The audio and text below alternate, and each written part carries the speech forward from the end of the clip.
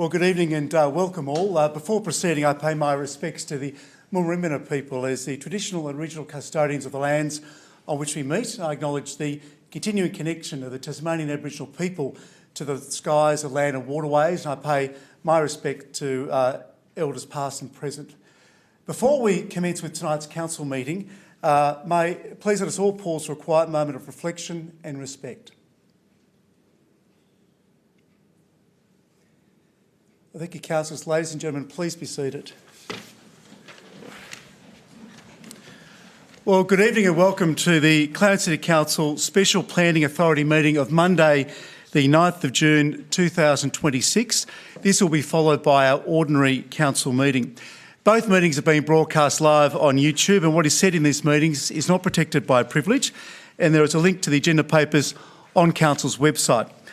I advise that Council now intends to act as a planning authority under the Land Use Planning and Approvals Act of 1993 for this special meeting. Item 2, apologies. There are none. Moving on to item 3, declarations of interest of councillors or close associates. Are there any declarations? There being none, we move now on to item 4, reports of officers. Part A is deputations. Members of the public making a deputation are reminded that they are limited to 3 minutes and a timer will sound at the end of that time, and in the interests of fairness, I will strictly enforce that time limit. Just also to bring to your attention that people making deputations, the process is that for a special planning authority meeting, there is an allowance for councillors to seek clarification, that is to ask you questions following your presentation if they so wish to do so. CEO, are there any deputations this evening? Thank you, Mayor. There's one deputation tonight from Mr Fraser Reid on behalf of the proponent. Thank you, CEO. Thank you, Mr Reid. To the microphone, please, and welcome. Thank you very much. Good evening, Mayor and councillors. My name is Fraser Reid. I'm preparing on behalf of the proponent in support of this application. Firstly, I'd like to thank council officers for their thorough assessment of the proposal and the professional manner in which they have worked with the project team throughout the application process. This proposal is for a new purpose-built Australia Post parcel processing and distribution facility at Hobart Airport. The development will provide a modern, consolidated operational hub to support parcel handling, vehicle dispatch, mail distribution and associated administrative functions for southern Tasmania. The facility represents a significant investment in the municipality and in the region's logistics infrastructure. It has been specifically designed to support the growing demand for parcel delivery services while improving operational efficiency and service reliability. From a planning perspective, the site is zoned light industrial and the proposed use is entirely consistent with the zone purpose. The officer's report concludes that the proposal satisfies the relevant planning controls, including those relating to parking, access, airport safeguarding and flood-prone area codes. Importantly, council's professional staff have recommended that the application be approved. As council officers have correctly noted, the application site itself is outside the airport lease area and is subject to the planning scheme. Access is proposed via the existing airport roads located on the Commonwealth land. Those roads are under the control of Hobart Airport and are regulated separately under the Airports Act. Any approvals or arrangements required within the airport land are matters for Hobart Airport and the Commonwealth and do not affect part of the planning merits of the proposal. Turning to the flooding and stormwater matters raised by the representative, these issues have been carefully considered by council officers and the project's engineering consultants. The flood assessment undertaken as part of the broader Hobart Airport Master Plan considered the future development of the freight precinct, including this site. The site levels and building floor levels have been designed in accordance with those recommendations. In fact, the proposed finished floor level is substantially higher than the minimum level recommended by the flood assessment.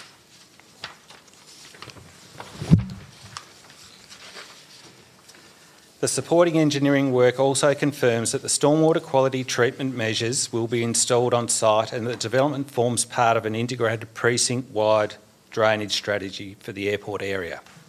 Importantly, the flood modelling found no significant adverse impacts beyond airport and Commonwealth-owned land.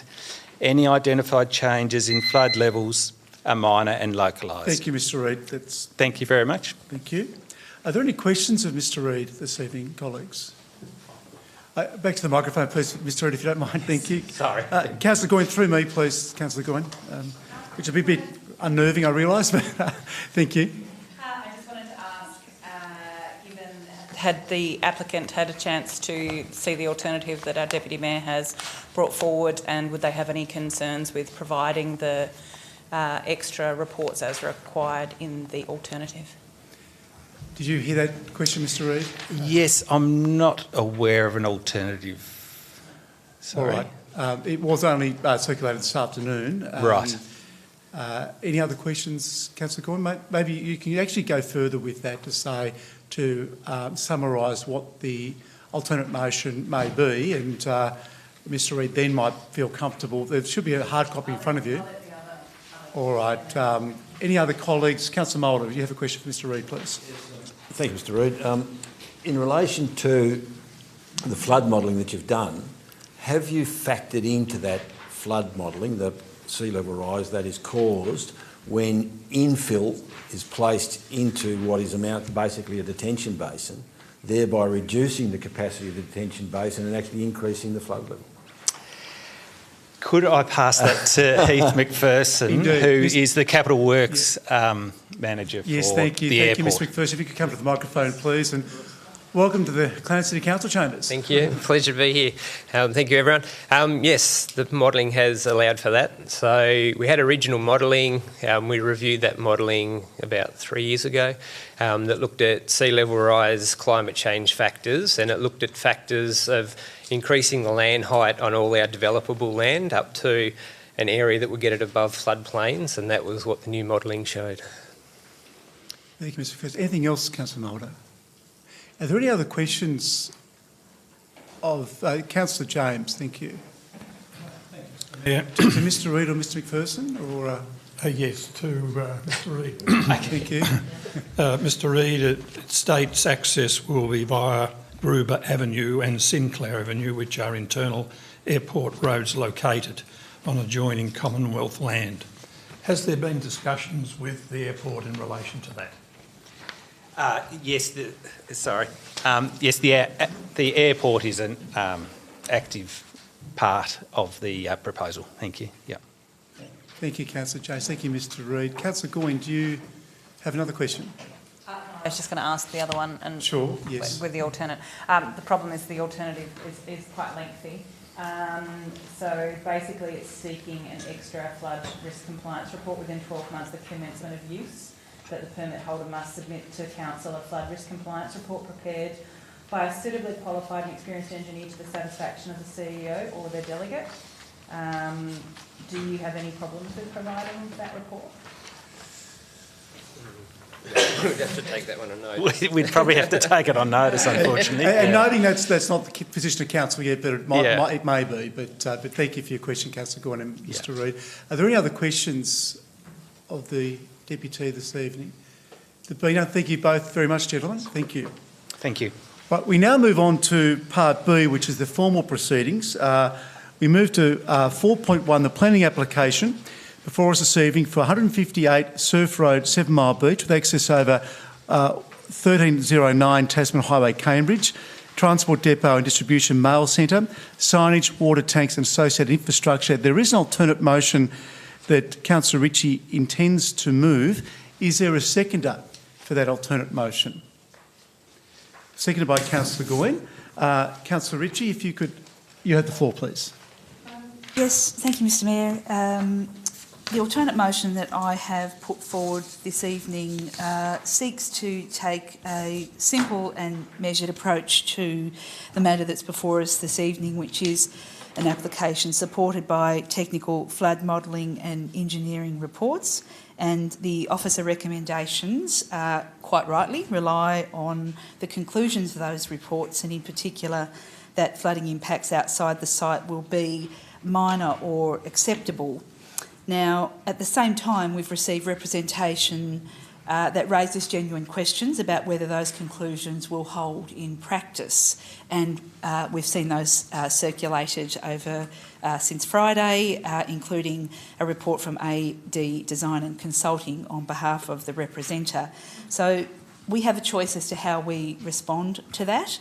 We could require new modelling and analysis, or effectively refuse an assessment, but I think that that's going beyond what we need to do at this stage, and I think that we can take a more proportionate approach, and that's exactly what I'm seeking to do in this motion.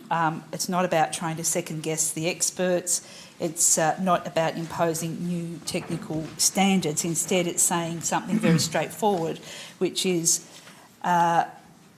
if we're going to rely on the applicant's modelling and engineering reports, then the development should be required to perform in accordance with those claims. And this condition simply requires a post-construction compliance report that tests what was said in the application material, that there would be no adverse external impacts, that any changes in flood levels would be minor, and that increased runoff would not materially affect surrounding land. So if those outcomes are achieved, then that's great, and the report should reflect that, and that provides comfort for us moving forward. But if they're not, then of course that would require the permit holder to rectify any impacts, and I see that as a very fair and reasonable expectation.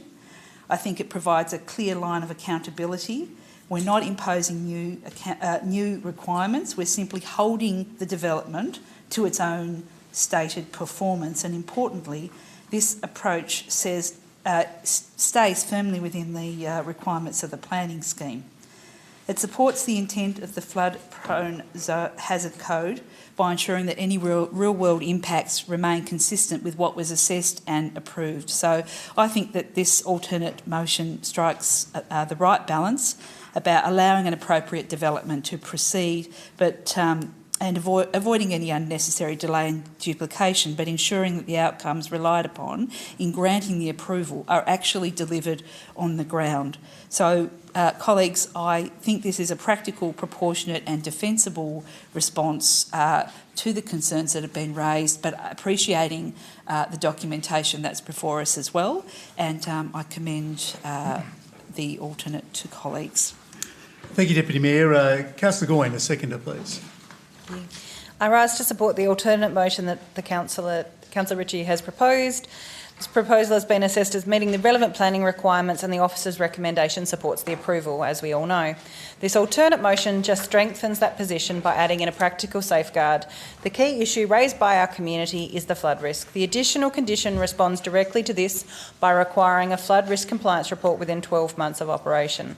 This ensures that the development performs as predicted, and if it does not, it requires the developer to take remedial action to the council's satisfaction. Importantly, this does not delay or prevent development, it simply adds accountability and reassurance to our community. It's a balanced and proportionate approach that supports development whilst protecting surrounding land from the unintended impacts. For those reasons, I seek colleague support. Thank you, Councillor Goyne. Anyone else wish to speak to this motion? Councillor Hume, please, and then Councillor Mulder. Thank you, Councillor Hume. Thank you, Mayor. I understand, what the Deputy Mayor and Councillor Goyne are saying in terms of, providing a sort of an extra level of comfort or protection, and that may suggest that something like this may, be harmless. But I do want to point out that it does add additional costs on the developer. It also adds additional costs on council, and the question for me is whether those additional costs are necessary, considering the issues and the risk involved.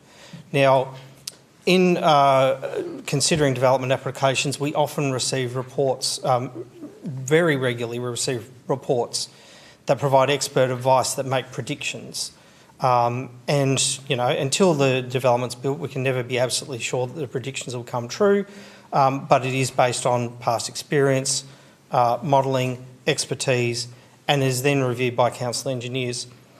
The question I have is, I understand from advice I've sought and received from our planners that it is very rare that we would seek to test whether those predictions come to fruition. And I guess my question is, in what situations, in what cases do we do that? Very, very rarely do we do that. And if we start to do it regularly, it sets a precedent that's going to put a lot of unnecessary additional costs on developers and council. I still haven't heard from the contributions of either the Deputy Mayor or Councillor Goyne, and perhaps it's something to be addressed in right of reply, that actually explain why this situation is different, why this is a special circumstance in which we do need to test that expert advice, and which has been reviewed by council engineers who have actually concluded that such a report and such additional work isn't necessary. I'd be very interested to hear that. So perhaps the Deputy Mayor can address that in a right of reply. I'm yet to be convinced. Thank you, Councillor Hume. Councillor Mulder, please. Thank you, Mr Mayor. As per our normal practices, we got these reports last Thursday. On Friday we had an agenda brief. At that agenda brief, none of these issues were raised. None of these issues were raised.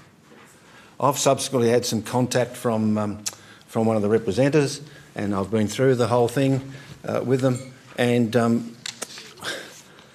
what this alternative does is asks for a report after it's constructed and after it's being used. What's the point of that? What if we discover that the flood modelling that has to be done, that has been done, and the officer's recommendation at BB, it turns out to be. Sorry, Mr Mayor. Please provide a hazard report for the coastal inundation erosion from a suitably qualified person that meets the requirements and the determinations of the Building Act 2016. We're already calling for it, and we're calling for it before construction. What the alternative says is, yeah, produce that report after you've built it, assess it. Sorry, and if it doesn't comply, what are we going to do? Tear it down? Come on. I think that I've heard the representative. I understand the history of it. I understand their concerns. And that's actually why I asked that question. You keep putting fill into these areas that are supposed to be detention basins, and then you raise the actual flood level, because it's like putting bricks in a bucket. The bucket's full, put a brick in, guess what? Water spills out. And the more bricks you put in, the less that detention basin can work. And we are talking about an era of climate change with more severe rain weather events, and we've seen that happening across the world and in Australia. So all your flood modelling, based on your 100-year floods, are likely to be happening within the space of 30 or 40 years, and that's considerably long time after what this motion's calling for. We're going to have to deal with those things. If it was me, I would be taking a thing forward and saying, yep, use the 4.5 height data, but build it on piers. Build it so that the water can flow underneath, so that the constructions and the buildings aren't reducing the capacity of the detention basin. I can't support this particular motion because it doesn't do anything that isn't happening already. Thank you, Councillor Mulder. Any other colleague wish to speak to this alternative motion? Councillor James, thank you. Thank you, Mr Mayor. The interesting thing about this particular alternative motion is that, and it's already been mentioned by the former speaker, and that is that we had a lengthy discussion on Friday at the agenda briefing, and there was no opportunity to even ask questions of an alternative motion or the one that may be presented at this council meeting. So what we have in front of us is basically what ought to be included if the mover and the seconder are of the right frame of mind. I mean that with the greatest of respect, to have a refusal motion put forward. Now, a refusal motion would, in fact, cover these issues because they are additional conditions that supersede what the officers have put forward in their recommendation to council. Now, that is the way it's done. And in this particular case, we have additional conditions which specify and seek must submit to the council a flood risk compliance report, and also the other details of an engineering service report prepared by ADG Engineering. And these are basically telling the council that they are a requirement of, in order for this particular matter to be presented to council. This should have been, I would have thought, and you may have gauged the matter at the briefing on Friday, and that is that this is recommended for refusal for the additional conditions or for the following reasons that have been listed in this particular form that's been presented to us tonight. I have faith in the officers, in the engineers, and also the amount of technical material that's been presented in the consideration of this. And I will not support this because it's contrary to what the officers have suggested and what is contrary to normal meeting procedure in relation to when you're putting additional conditions on a developer when in fact they have been addressed, in my opinion, in the embodiment of the report that council officers and their engineers have delivered to council. Should this particular motion be lost, I will seek council support to move the officer's recommendation. Thank you, Councillor James. Any other colleague wishing to speak to this motion? Noting that Councillor James has given notice that he will move the officer's recommendation if this alternate motion is unsuccessful. Councillor Hunter. Thank you, Mr Mayor. Thank you, everyone, for sharing their thoughts tonight. I understand the sentiment behind the alternative motion. However, I do agree with others who have spoken, particularly Councillor Hume, and that it does set a precedent. This isn't normal process. We have experts within council staff, engineers, etc., who assess the technical studies and the modelling. That is the normal process. We can't just say we're not happy with a particular consultant's report. They're the experts. It's been assessed by officers. We've got to also keep in mind it was one representative who was worried about this, and to seek a different change of process based on that one representation when the assessments have been done, I don't feel is warranted. So I won't be supporting the alternative motion this evening. Thank you, Councillor Hunter. Any other colleagues wishing to speak to this motion? There being none, Deputy Mayor, right of reply, please.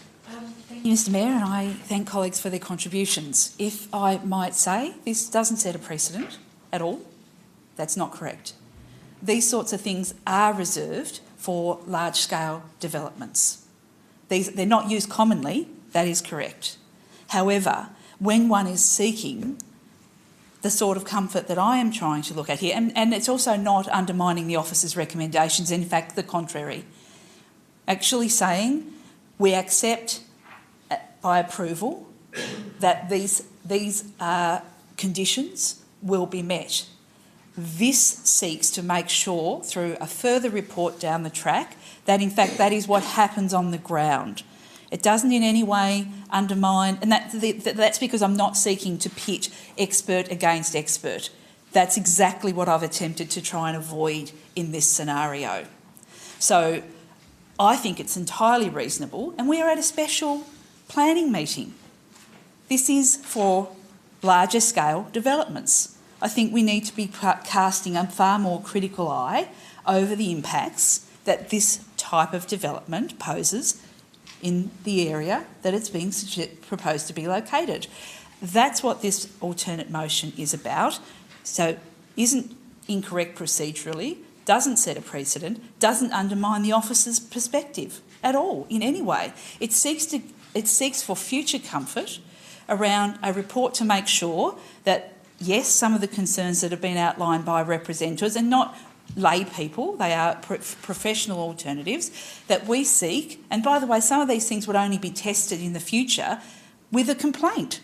This ensures that it's actually tested regardless of whether there's a complaint in the future.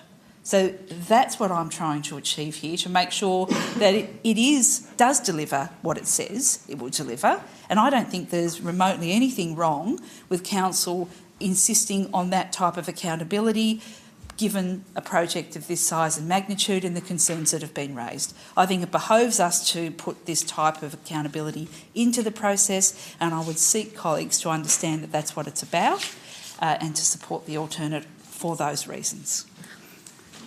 Thank you, Councillor Ritchie. I'll now put Councillor Ritchie's alternate motion. All those in favour? Those against? So lost. Moving now on to the officer's recommendation, which has been moved by Councillor James. Is there a seconder, please? Councillor Hume, thank you. Councillor James. Yes, I move the officer's recommendation. Thank you. Councillor Hume. As per the officer's report. Thank you. Thank you. Any other colleagues wishing to make a contribution? Councillor Walker, you've been very quiet tonight. Do you wish to enter the debate? Would you like to hear a presentation from me? Look, I believe this has been a thorough and rigorous development application process, as it should be. There are some challenges with the site. I'm delighted to say that this site does not form part of any Commonwealth territory. And I think it'll make an excellent facility for Australia Post, and the nature of postal activity is changing. So I appreciate the previous motion and the sentiment behind it, but as has been covered off by some of the other councillors, there are mechanisms in place around stormwater in particular. So I seek colleague support. Thank you, Councillor Walker. Deputy Mayor, thank you. Yes, thank you, Mr Mayor. I'll be supporting the officer recommendation, given mine was not supported, and that's perfectly fine. I also think that, as I said, that it was a very worthy project, that there were appropriate permits, conditions attached. I just was simply seeking some other comfort, but that being said, it certainly wasn't enough for me to consider a refusal motion. So for that reason, I will support the officer recommendation as it stands currently.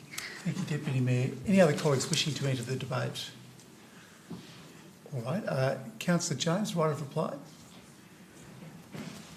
Thank you, Councillor James. I'll put the motion. That is to support the officer's recommendation.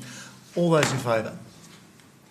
That's unanimous. Thank you very much, colleagues. Well, that now concludes the Special Council Planning Authority meeting. Thank you to those members of the public who attended this evening in the room and those joining us via the live stream. You're welcome to stay, Mr Reid, if you'd like, Mr McPherson, but we understand you might have somewhere else you'd rather be, but thank you for your time this evening. We'll just take a quick, thank you. We'll just take a quick moment now and just change my folders over, excuse me.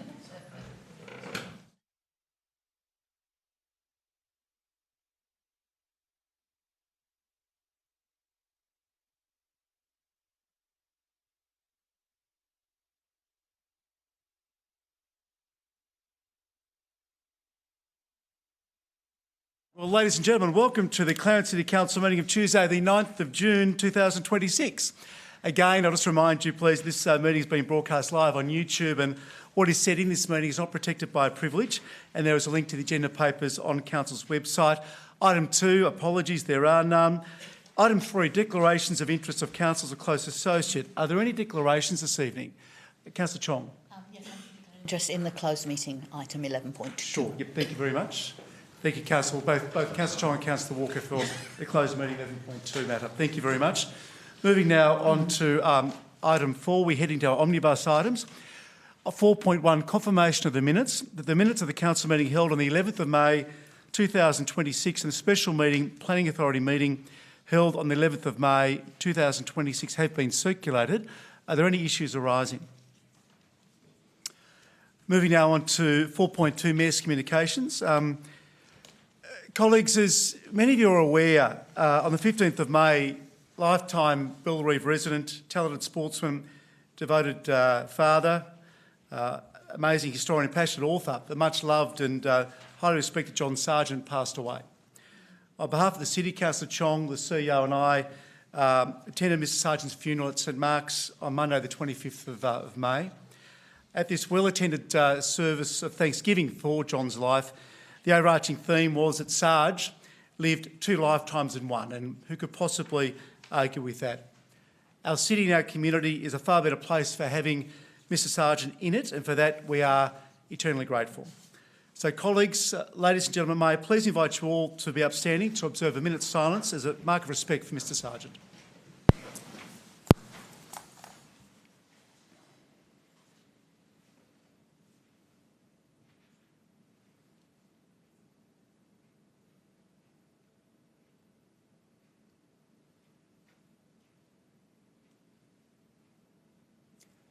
Colleagues, ladies and gentlemen, thank you.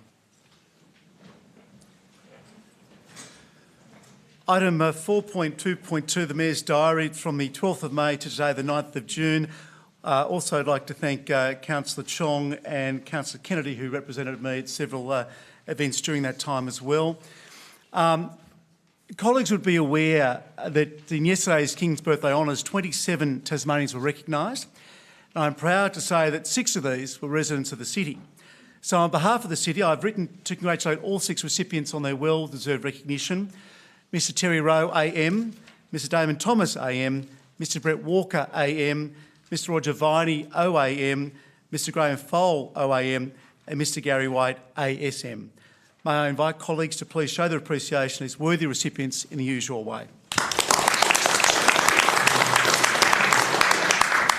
And I'll table letters to those recipients as well. Thank you, CEO. Colleagues will also note from my diary entries that I represented the city earlier today at the King's Birthday Luncheon.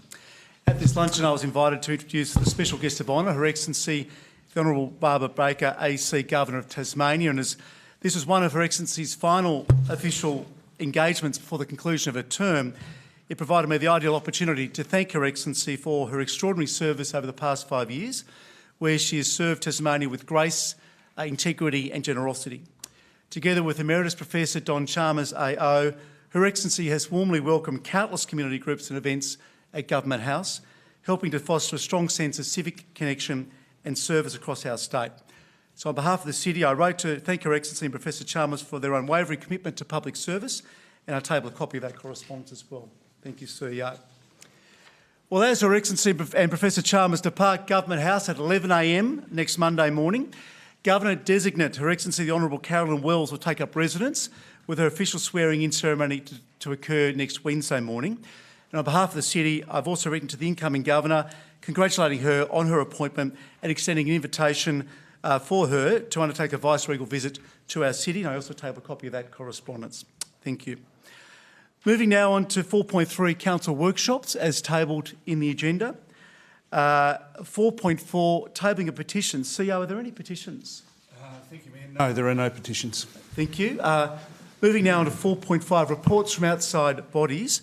First one being the Copping Refuse Disposal Site Joint Authority. Councillor Walker, anything to report? No. Thank you, Councillor Walker. Tasway South, Deputy Mayor. Nothing to report, Mr Mayor. Thank you, Deputy Mayor. As far as Taswater Corporation is concerned, the general meeting is scheduled for Thursday, the 25th of this month. So I'll have more to report, hopefully, at our next meeting. That's the planning meeting, so that's often usually quite informative. Moving on to the Greater Hobart Committee, our last meeting was scheduled for Friday the 29th of May. However, as some of the key participants, some of the ministers were ill, that's been postponed to a date to be advised, so I will advise colleagues when I'm in a position to do so. Are there any other reports for tabling this evening? All right, we move now on to 4.6, our weekly briefing reports. The weekly briefing reports of the 11th, the 18th and the 25th of May and the 1st of June 2026 have been circulated to councillors. Are there any matters arising? Councillor Hume. Thank you, Mayor. In the weekly briefing report of 25th of May, there was a memo regarding the urban growth boundary amendments declared by the Minister. In the draft Strillis, the urban growth boundary is now going to be called the Metropolitan Urban Boundary. And I just wanted to ask, are there any further changes in the City of Clarence to the Metropolitan Urban Boundary in the draft Strillis? And also, has the State Planning Office given a time frame for the delivery of the final Strillis? Thank you, Councillor Hume. Mr Maher, please. Through you, Mayor. Thank you, Councillor Hume, for the question. To date, we are not aware of any changes to the metropolitan growth boundary from that which was set by the previous minister in May last year. Not saying that there may not be, but we certainly aren't aware of any. They have indicated that they'd like to tidy up the edges, so whatever that means. We've only had an anecdotal indication that they're looking for an adopted revised Strellis towards the end of the year. That's as much information we have, sir. Thank you, Mr Maher. Anything else, Councillor Hume? Thank you. Councillor James. The weekly briefing report of the 11th of May 26, the speed limit change on the East Derwent Highway, Riston Vale and Gilston Bay. This has been an ongoing matter, and a number of us in this place have been present at a meeting of the Clarence Lifestyle Village in relation to that. My question is the head of infrastructure, the Commissioner for Transport, Cynthia Hayden, has advised that this, and I believe it's already changed those speed signs or those on that stretch of road between Clinton and Grasstree Hill Road. Has there been any communication that this council has been in receipt of or has forwarded on to those Clarence Lifestyle Village residents who have been after some change to the speed limit over the years? And this council did have a motion on notice a couple of years ago seeking that change from 100 to 80. So my question is, have we had any contact with the residents at the Clarence Lifestyle Village and as to whether or not they have been advised accordingly? Thank you, Councillor James. And Ms Moore? Through you, Mayor, we're not aware, we haven't made any contact with the Clarence Lifestyle Village at this stage. It's the speed limit's been promoted by the department, and we're providing it the information for advice. It's not something that we've instigated, and it's not our road. Thank you, Ms Moore. And can I just add to that this morning at 8 a.m. and at 10:30, both directions, the police were out enforcing that. So, yes. Councillor James. That's great. Thanks, Mr Mayor, for that clarification.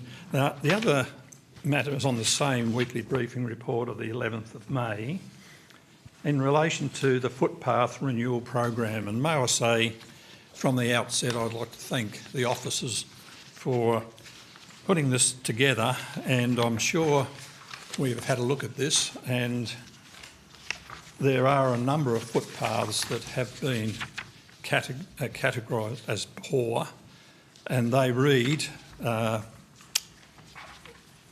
like a chapter and verse in relation to the weekly briefing report. So I did ask this question at a council meeting, and it did take some time, Mr Mayor, to actually prepare and put this in writing. So I'm hoping that the audit that's going to be listed to examine these footpaths and come up with perhaps a strategy for doing something about the listing of them, that they will be included as part of that. And perhaps I can say in conclusion, is the officer responsible for these 4 pages of footpaths that are actually in a poor state? Has there been any commencement on the audit review? Right, thank you. I think the last bit was the question. So, Ms Moore. Through you, Mayor. The footpath audit is done every 3 years, and as part of that process, that data is reviewed on a regular basis to help us prioritise our footpath renewal program. And the funds are generally spent on failed footpaths, and we try and allocate that sort of evenly across the city, so we don't focus in one suburb or another. We look at the highest priority, highest need locations when we direct those resources. Thank you, Ms Moore. Anything else, Councillor James? Thank you. Any other colleagues with any other matters on the weekly briefing reports? All right, well, I note that we're at the end of our omnibus items. May I have a mover, please? Thank you, Councillor Warren, seconded by Councillor Kennedy. All those in favour of the omnibus items? Thank you. Councillor Walker has abstained. Thank you. So that's passed. All right, moving now on to item 5, public question time. There are no public questions on notice, so we move to questions without notice. Are there any questions this evening from the gallery? Yes, sir. If you come to the microphone, please. Name and suburb, please. Beach. It's to do with stretch of road from Wyndham Estate in 7 Mile Beach to the Bend. It's a you go from a 50k zone for about 500 metres. You then go into a 55k recommended speed bend, which people who are local do that at 80k's an hour. With the increase in population and with the building of the Australia Post building, which has parking for over 100 workers. The number of people using that road that has no lines and no verge, and we have a fantastic little cafe that's opened up there right on the bend that people title Cafe. So you see people crossing with a pram and 2 dogs trying to get across, and people coming around the bend doing 80k's an hour. Would council please consider dropping that speed limit for that 500 metre stretch back to 50k's. It did go to 50k's about 10 years ago and then went back up to 80k's, and I'd like you to consider dropping that back to 50k's. Mr Jenner, thank you. We'll take that on notice, but can I just say I was there on Friday and wanted to drop in a title for a coffee. The queue was incredible. So I take your point, and we'll organise a detailed response for you in answer to the question. Are there any other questions from the gallery this evening? Name and suburb, please, Mr Morrisby. Given the ongoing pressure that rate increases placed on households and local businesses, what alternative revenue-generating opportunities has Clarence City Council investigated, and has Council considered utilising the commercial activity provisions available under the Local Government Act to reduce reliance on rates? CEO, that one's for you, I think. Yeah, thank you. Thank you. I think I'll take that one on notice. Thank you, Mr Morrisby. Anyone else wish to ask a question without notice this evening? All right. Well, we now move on to item 6, which is deputations. CEO, are there any deputations? Let's clarify that first. Thank you. There are 4 deputations tonight, Mayor. Thank you. The first is from Mr Andrew Williamson in respect to the 47 Bayside Drive DA. Thank you. Before you start, Mr Williamson, I'll just, like our previous meeting, although you won't be asked questions, but you have 3 minutes. Name and suburb, please. So I think I'm guessing we know where you live. But if you could please just stick to that 3-minute time, that would be greatly appreciated. Certainly. The floor is yours. Thank you. Andrew Williamson, Lauderdale. Being slightly dyslexic, maybe you'll give me 30 seconds extra. Lauderdale is a beachside community with no direct neighbouring suburbs, which I believe adds to its sense of identity and community. Some years ago, a large corporation took a liking to the place and was intent on building a canal estate in Ralphs Bay. But for the very concerted efforts of the local community, they would have. Every day as I drive along South Harbour Highway overlooking the bay, I'm grateful for their efforts. The statewide planning scheme has been implemented to make planning more uniform across the state. In many instances, it has resulted in the removal of desired future character statements that were present in regional planning schemes. As an architect, I don't personally agree with this loss, as many Tasmanian towns and places are unique and those values require protection. When the planning scheme fails to adequately identify and protect what makes our places special, it falls back to the community and community representatives to stand up and say what's important to those places.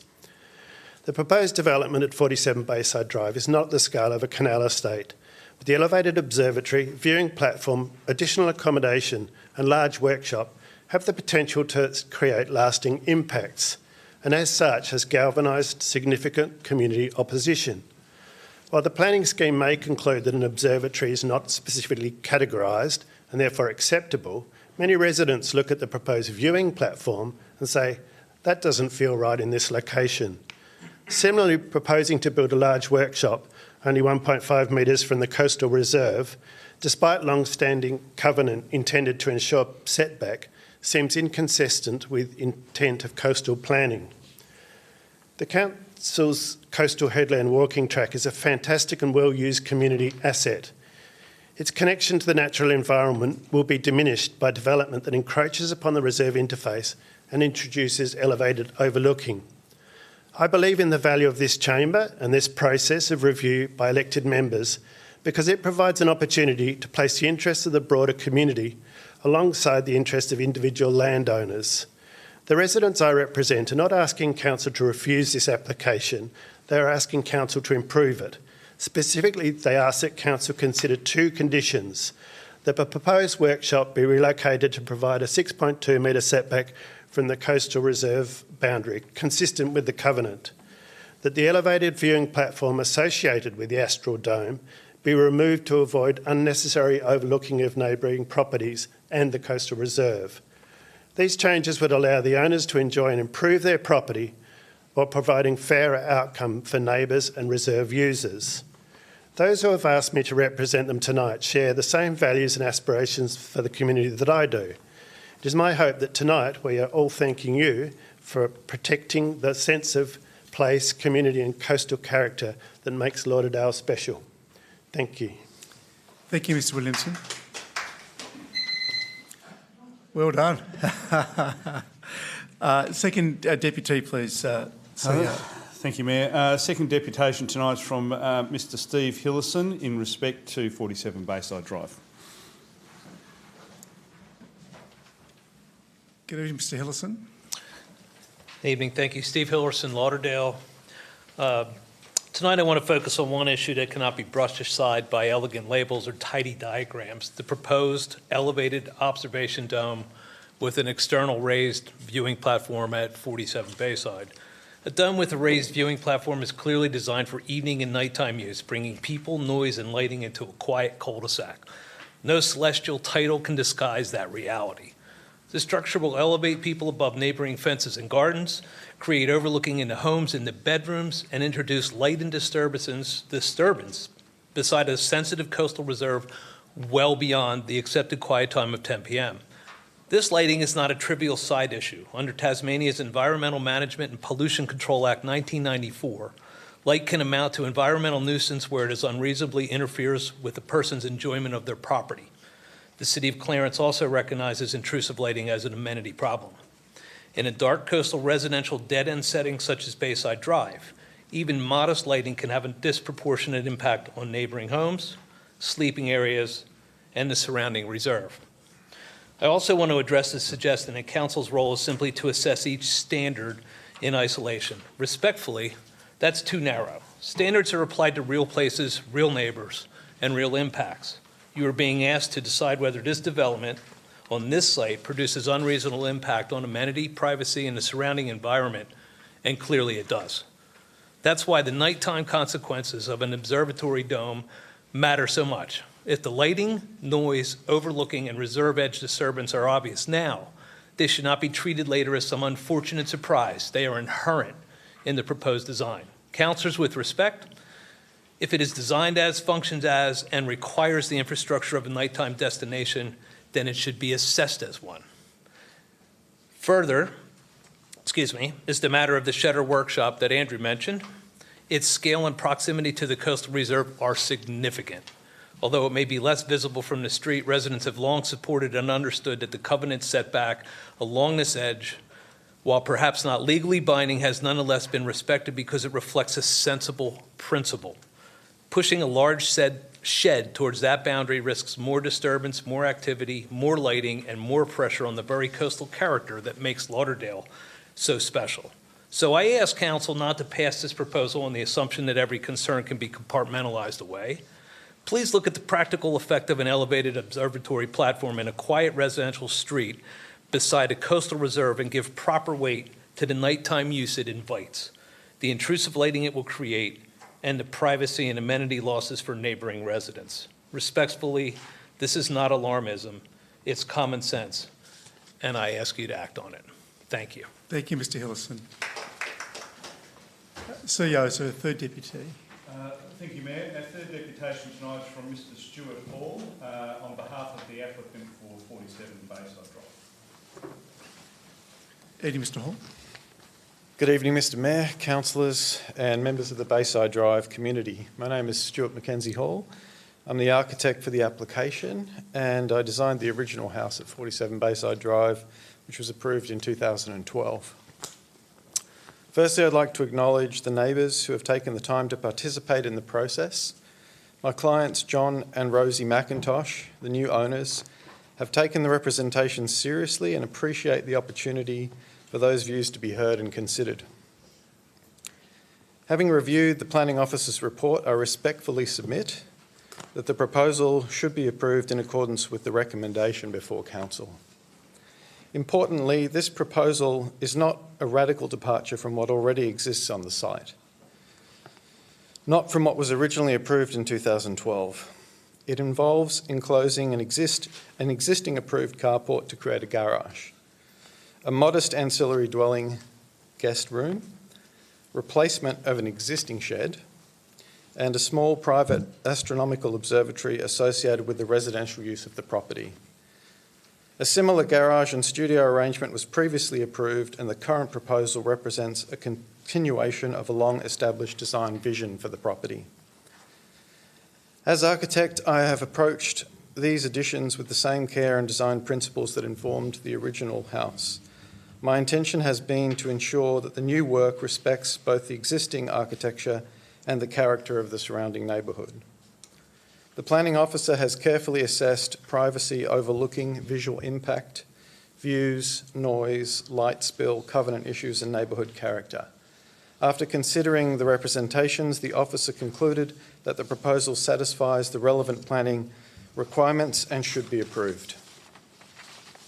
Importantly, the proposal includes privacy measures such as high-level windows to the northern elevation, retention of existing vegetation, and siting that avoids unreasonable impacts on neighbouring properties. I would also like to briefly address the observatory. This is not a commercial facility. Astronomy is a long-standing personal interest of the owner.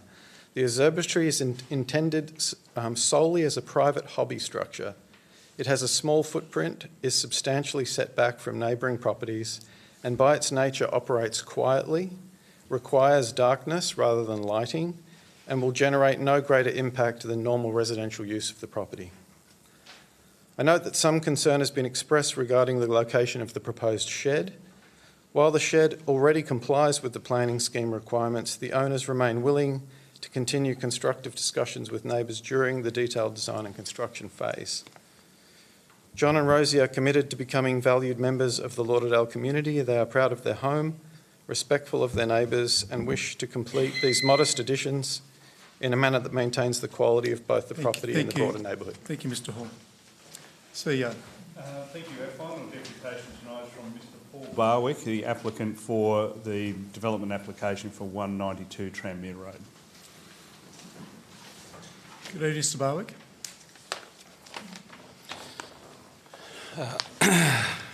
Paul Barwick, 7 Mile Beach. Mr Mayor and councillors, I would like to request your support for our application to construct a unit at the rear of our property at 192 Tranmere Road, Howrah. We purchased this property with a clear purpose in mind, to help our 2 daughters gain a foothold in the increasingly difficult housing market. Like many young Tasmanians, they face significant barriers to home ownership due to rising property prices and the shortage of affordable housing. As parents, we wanted to create a practical pathway that would allow them to remain in the community they know and love while building their future.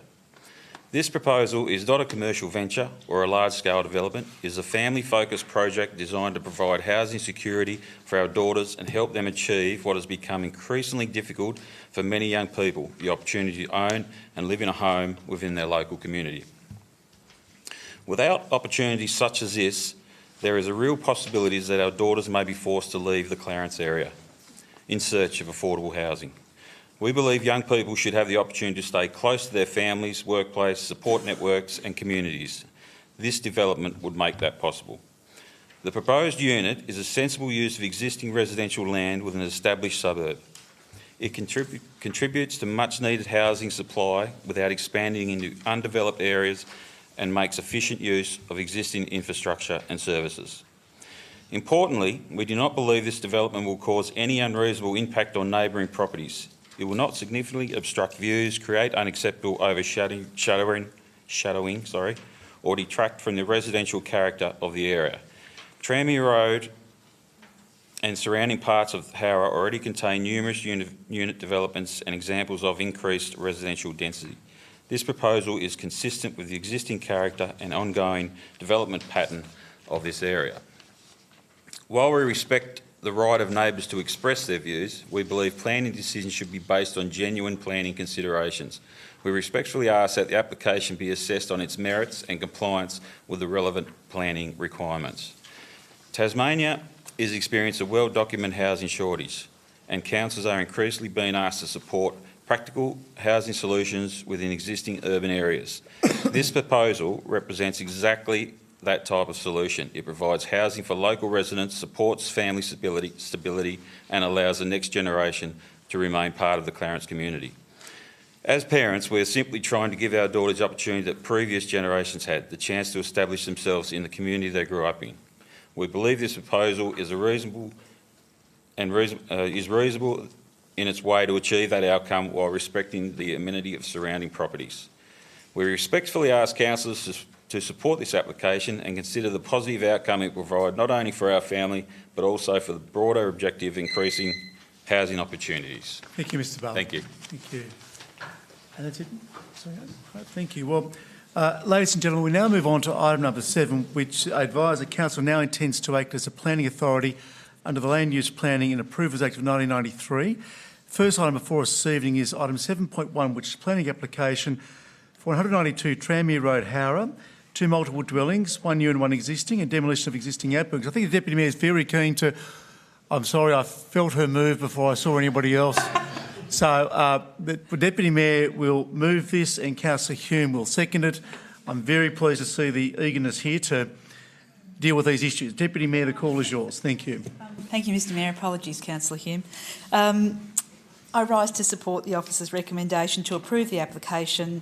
This proposal has been thoroughly assessed against the scheme, and while it does not meet every acceptable solution, it's been rigorously assessed against the relevant performance criteria. The officer's report clearly demonstrates that the key planning issues, including overshadowing, privacy, visual, bulk, traffic and infrastructure capacity, have all been carefully considered and found to be acceptable. Where there was a potential privacy issue, a reasonable standard condition has been applied to ensure compliance. It's also important to acknowledge that many of the concerns raised in representation, such as loss of views and property values, while understandable, are, as we know, not matters that the planning scheme allows us to consider in determining an application.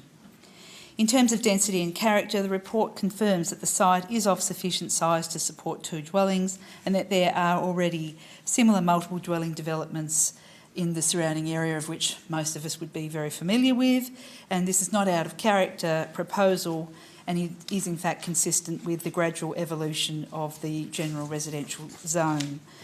Advice from TasWater and TasNetworks confirm that the infrastructure capacity is adequate and the development meets parking and access requirements. So ultimately, as we always do, it's not about whether or not we like a particular development, it's about its compliance with the scheme. To refuse this application would mean that we'd need to demonstrate a clear failure to meet the performance criteria, and based on the assessment that we've got before us, I don't believe that such a case can be sustained. So for those reasons, I am pleased to support the officer's recommendation. Thank you, Deputy Mayor. Councillor Hume, please. Thank you, Mayor. The Deputy Mayor's actually covered a lot of the points that I was going to make, so I'll try not to be pipped at the post next time. Something I was going to observe from the report, in addition to the contribution of the Deputy Mayor, is that, like she said, a lot of the issues that were raised by representatives are not actually relevant planning matters. Now, regardless of whether something you feel is an impost on you, you dislike something about a development, it's actually when we sit as a planning authority, it's actually the planning scheme that applies. And so it's a question of, first of all, are those issues covered by the scheme? And secondly, when you make a representation and the issue is covered by the scheme, can you demonstrate that actually, contrary to the planning report, it doesn't meet either the acceptable solution or the performance criteria? And I just note with the interest in relation to the performance criteria for overshadowing, the only reason the acceptable solution hasn't been met is because of a small encroachment into the building envelope, and that encroachment is from an eave. Otherwise, it would just be a very plain box development, and so the eave actually adds a good visual element. If the eave wasn't there and making that small encroachment in the building envelope, the overshadowing criteria wouldn't be considered anyway. Having said that, when an acceptable solution isn't met, you do actually need to apply the performance criteria to the whole development, not just the part that breaches the acceptable solution. But overshadowing has been determined, not only is it defined in the planning scheme, but confirmed many times by tribunal rulings, that as long as you have 3 hours of solar access to a habitable room or a private open, 50% of a private open space, it's not regarded as unreasonable. What we personally might think of as unreasonable may be different, but that is the definition that we are applying as a planning authority. And so I commend the proposal. Thank you. Thank you, Councillor Hume. Any other colleagues wishing to enter the debate on this issue? Councillor James. Thank you, Mr Mayor. The beauty of our planning scheme is by the very nature that representatives can make a contribution, and then we can assess it in accordance with the building permit and the Act that go, in my opinion, hand in hand. So the 12 representatives have actually put forward their views as they are able to do so, and that is on the basis that there have been some issues that, and one or two of them have identified that there is a problem with the general residential zone and clause 8.4.203 relating to setback and building envelopes for all dwellings. So the proposal does not comply with the acceptable solution because Unit 2 presents a minor encroachment out of the building envelope as determined by clause A3.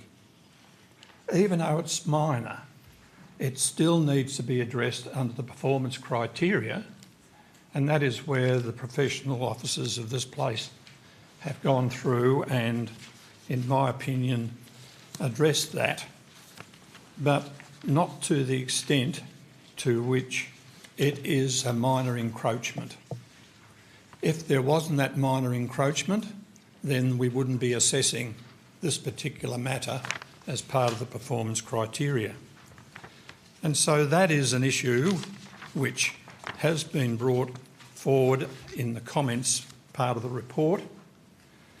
And also to lead on from that, the overshadowing of the private open space on the dwelling on an adjoining property, that's still part of that particular clause of the planning scheme.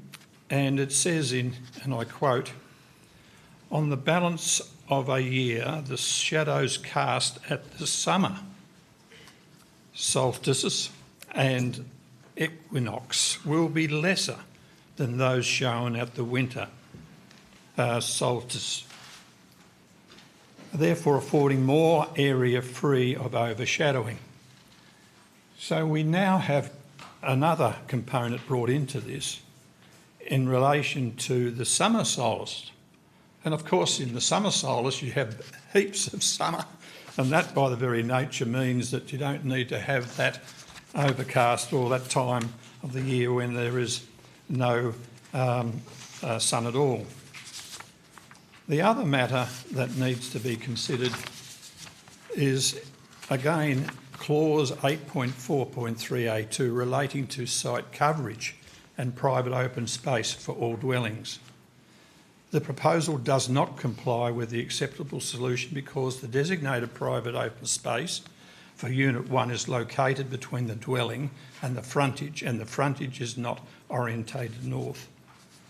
Again, the performance criteria come into play, and that is by the nature of saying that that's not an issue because the existing is reliant on an area of private open space in front of the site.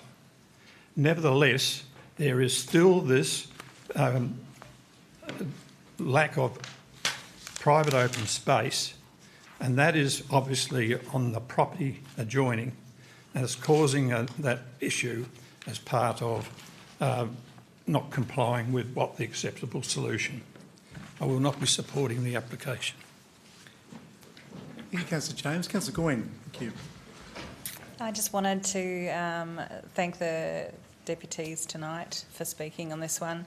I really understand the method behind their application here and the fact that, you know, I also really resonate with the fact that if it wasn't for my parents, I would be homeless, and I really appreciate the efforts that they're going to, and I hope that maybe at one stage I can possibly contribute such a gift to my son. So I will be supporting this motion and I seek colleague support.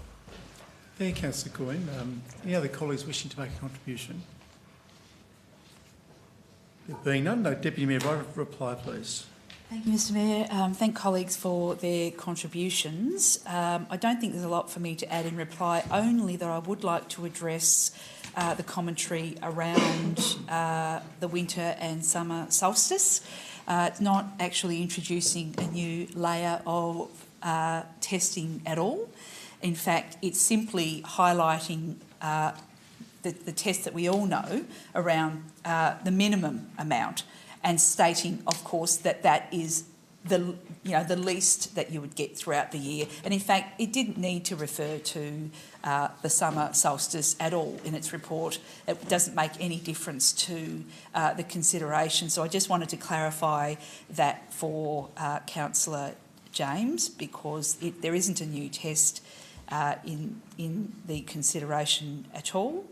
And in terms of the other matters, obviously my position is that the planning staff have gone through the process to satisfy the performance criteria, and of course, you know, that's a matter for each of us to determine those things as we see fit in assessing those reports. So I seek colleague support. Well, thank you, Deputy Mayor and colleagues. The motion before us is the officer's recommendation, which is for approval of the planning application subject to conditions and advice. All those in favour? Those against? So carried.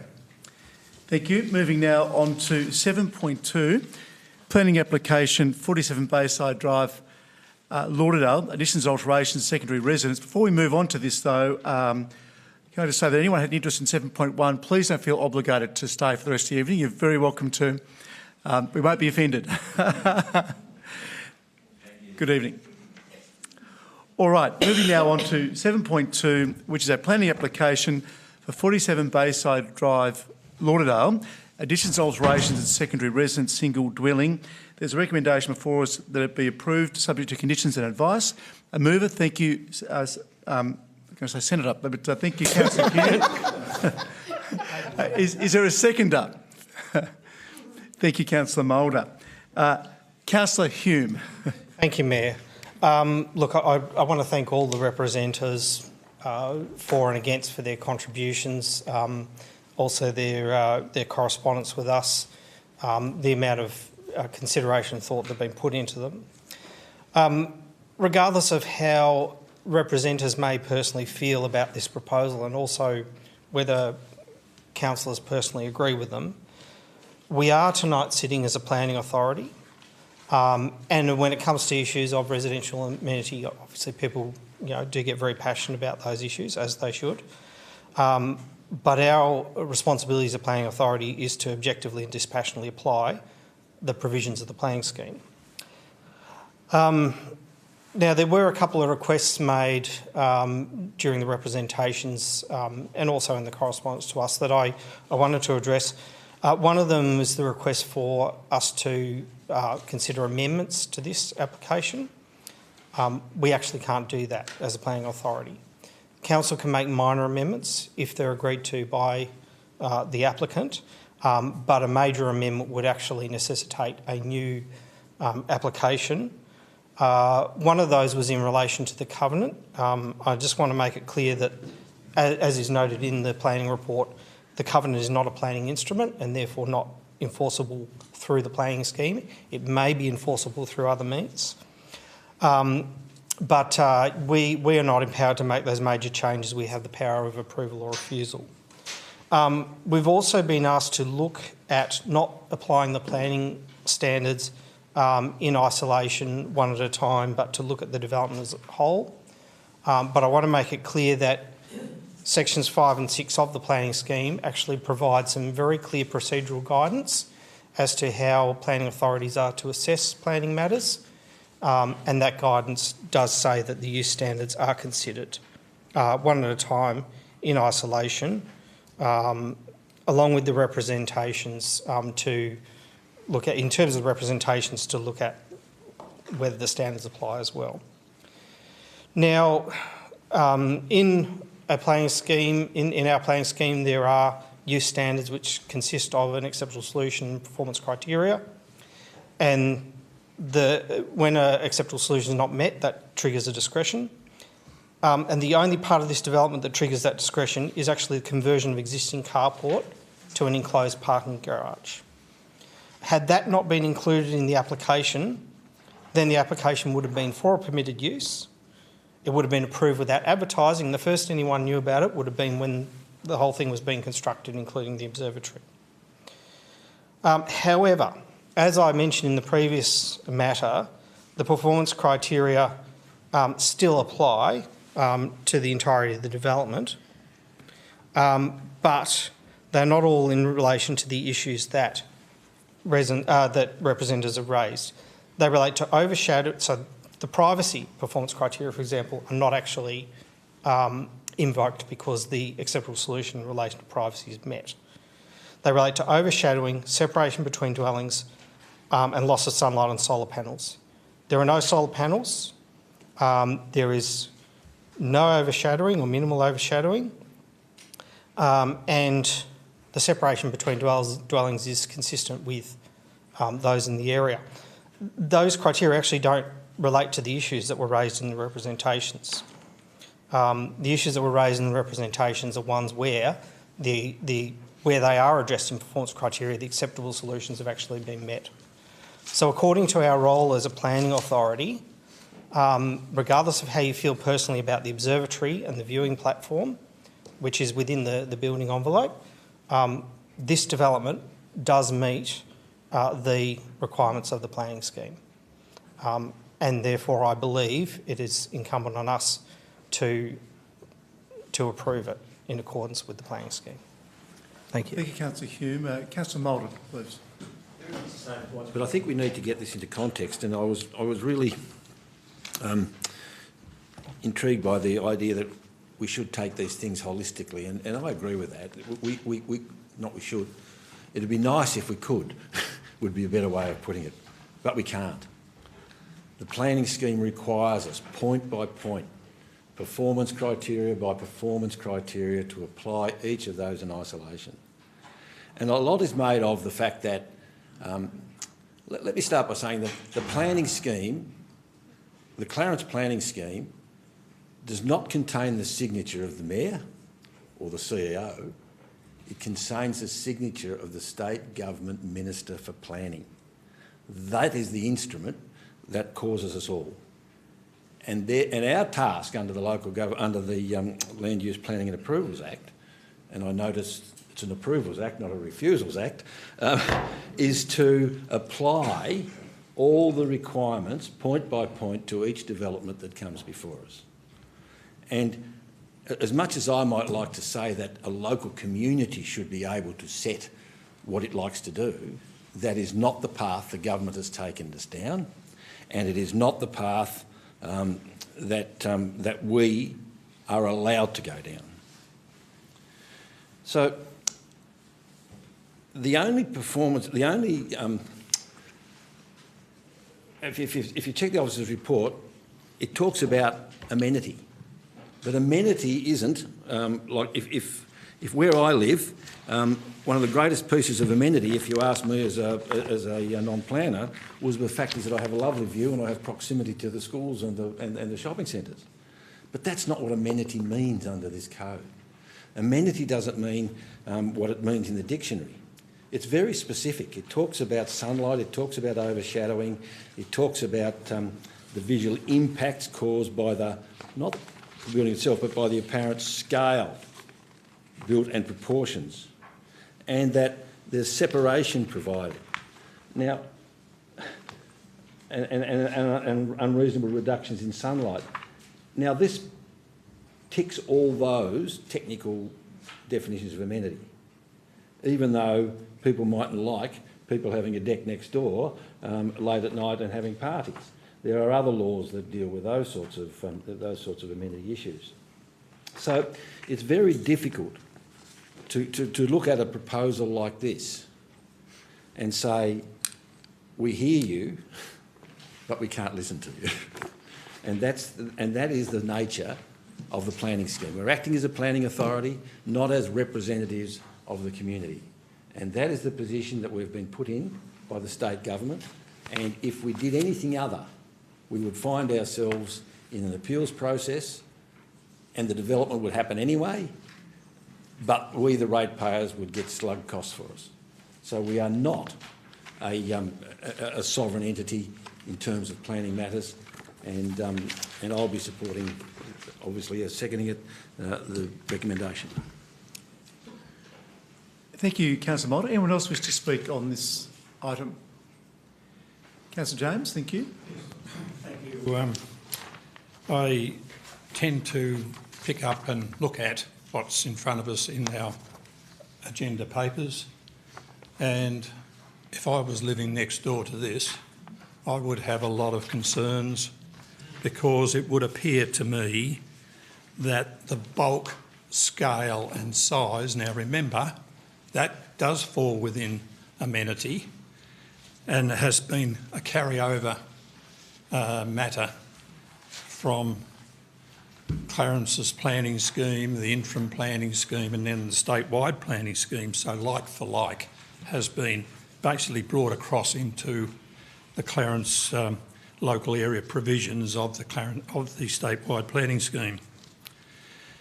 So when you look at this on the scale of this, okay, you can look at individual parts of it and say, well, look, that does meet a certain aspect of the planning scheme, and then you look at another section of it, and that may meet, even though the ridge line is just slightly outside, so it does raise the question of performance criteria.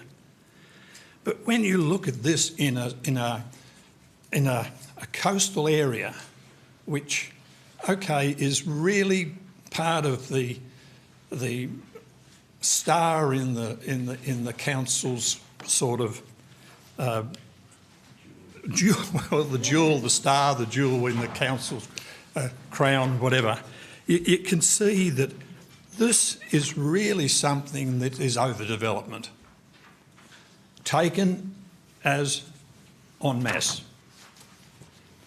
And therefore, it does lend the representatives to make their representation and have it addressed within this document that's before us, which is the officer's preparation on this particular item.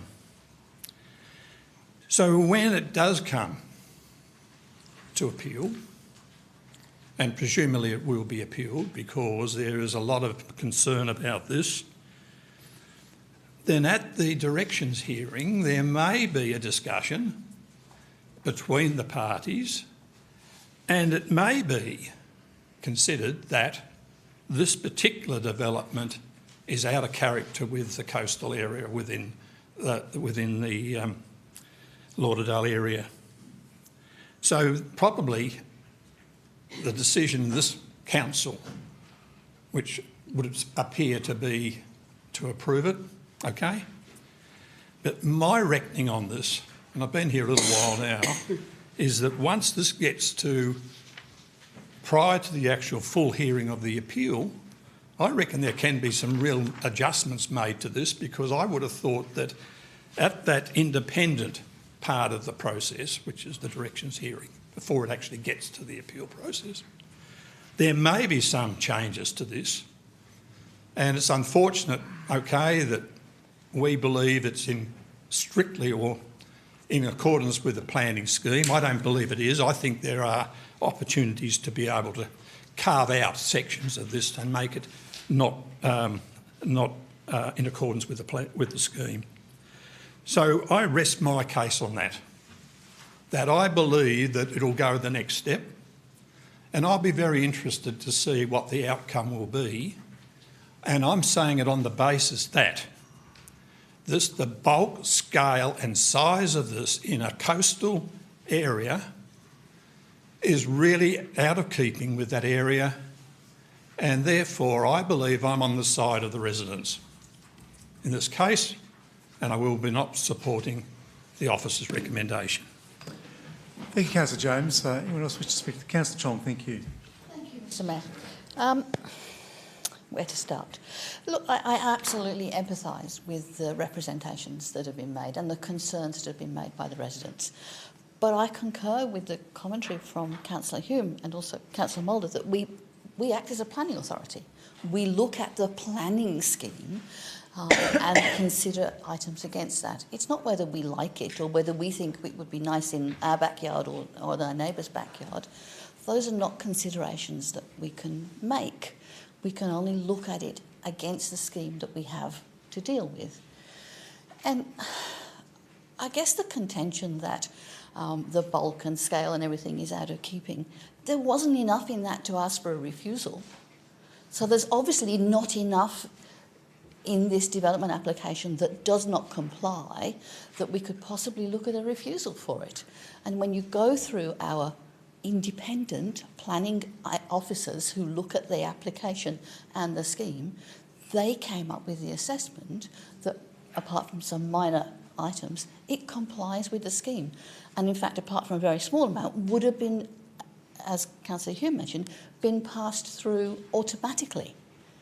So I can't not support this, while I say I do empathise with the comments that the representatives have made.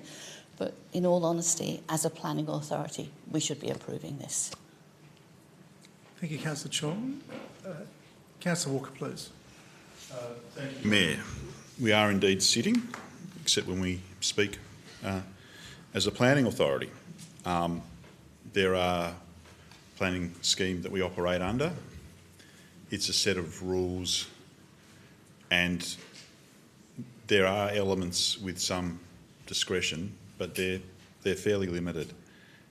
And I expect that'll be one of the areas that is causing so much contention, because generally people understand that there has to be some set of rules to go by, but how they're structured or interpreted or creatively considered is a cause of consternation if people would think that that doesn't seem a right and reasonable approach. Often things will happen and people aren't happy with them, but they understand there's a process for it, and that's how it is.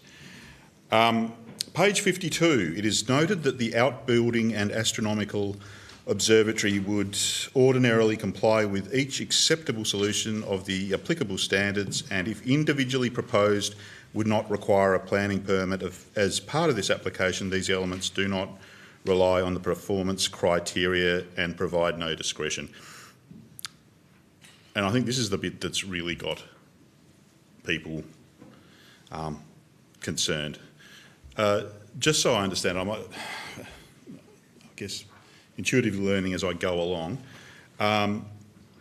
Through you, Mayor, had the astronomical observatory been on top of the proposed secondary building, would this matter form part of the consideration and be something that could be considered under the scheme? Mr. Martin. Through you, Mayor. Thank you, Councillor Walker, for the question. I'm not sure I absolutely understand it. It would depend on its height and its proximity to the boundary as to whether or not it then triggered a performance criteria. And without a plan, if it was too close and too high, yes. But if it's far enough away, then no. And that's probably about as best an answer I could give. Thank you, Mr. Is that helpful, Councillor Walker? I guess the answer for that is it depends. Let me put this another way. If it wasn't on top of that building, but if I decide that I actually am inspired by, I think, attachment 2, and I actually want in the bottom of my garden to have a similar structure created, and I know a builder and a great PhD astrophysicist, can I just whack one of these things up of a similar scale and complexion without requiring any involvement of council? Mr. Martin. Through you, Mayor, we're playing hypotheticals here. However, from a general perspective, if you're in a general residential zone and you're within the building envelope and you're not within 3 metres of the side boundary or 4 metres of the rear boundary to trigger the privacy requirements, then generally the answer would be yes. And I can go up to 8 metres as well. So. And the building envelope goes up to 8 metres because the planning scheme doesn't make a distinction between the dwelling and parts of the dwelling, such as outbuildings or, in this case, an observatory forming part of the dwelling. There are obviously others, if I may finish, sir. There are obviously some other standards which come in different circumstances, but as a general answer, that would hold true. Thank you, Mr. Martin. Councillor Walker. So here we are, sitting as a planning authority, working under the scheme and the rules that it prescribes, and we learn that this is something that is just a matter-of-fact thing, when in fact, and I'm very happy to be corrected if I'm wrong, some modest decks attached to houses certainly take a whole lot of greater compliance. I completely understand why there will be frustration and disillusionment that such a thing could occur. And yet here we are with the scheme that's there.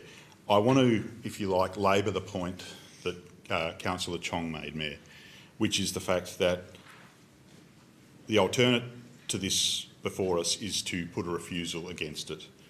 And with a lot of time, we got our papers on Wednesday, we had a long weekend, we had a briefing session. No councillor has taken the effort to put a refusal, and I suspect that's not necessarily out of a lack of motivation, it's out of lack of anything to actually work with.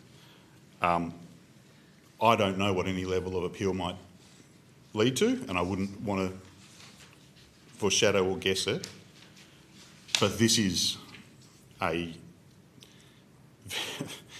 situation where we're going to have to vote on something, and it might be within the law of the planning scheme. One might ask about the spirit of it, but we don't. That is not a criteria. I find this a very, very challenging thing that is before us, and I don't. And whilst dispassionate, I'm hardly enthusiastic of how we must interpret it. Thank you, Councillor Walker. Councillor Goyne, please.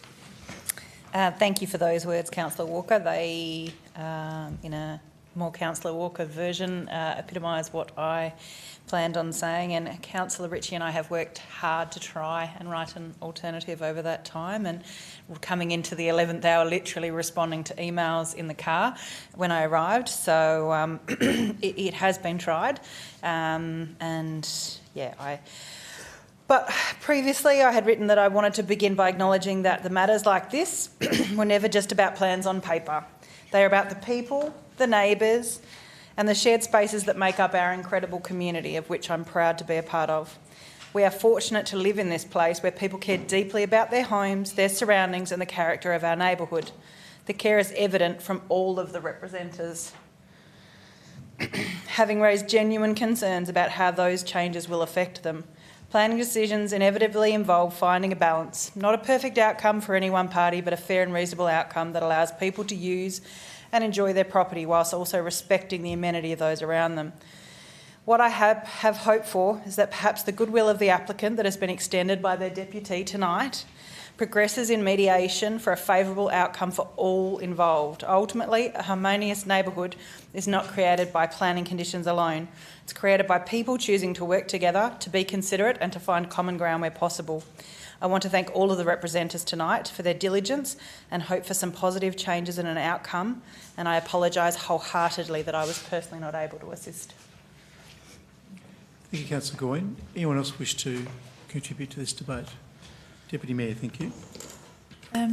Yes, thank you, Mr Mayor, and I appreciate the contributions of all our colleagues on this matter this evening. It's not that uncommon that some of us stand here and express a degree of frustration with the planning scheme, and I'm sure many of you will recall previous remarks around the lack of tools available for councils. In my view, a sad lack of tools. I think it's a detriment to the planning scheme that the discretions are now far narrower than they have been in the past. And of course, as Councillor Mulder rightly points out, those things are not in the remit of local government.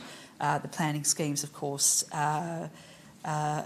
endorsed by the state government through the planning minister. So we are in the position of having to apply them as they are set for us. It doesn't mean that we necessarily think they always lead to good planning outcomes, but that's not our decision to make. Unfortunately, we find ourselves in these positions on what I think is a semi-regular basis. I can't remember how many times I've stood up here and said it's a shame that we don't have the tools to be more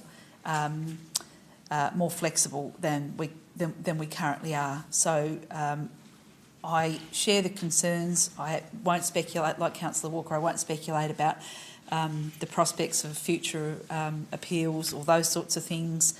You can only hope that sometimes these things are worked out through agreement moving forward, but nevertheless we find ourselves, and many of us did work on whether a refusal was possible or other conditions were possible.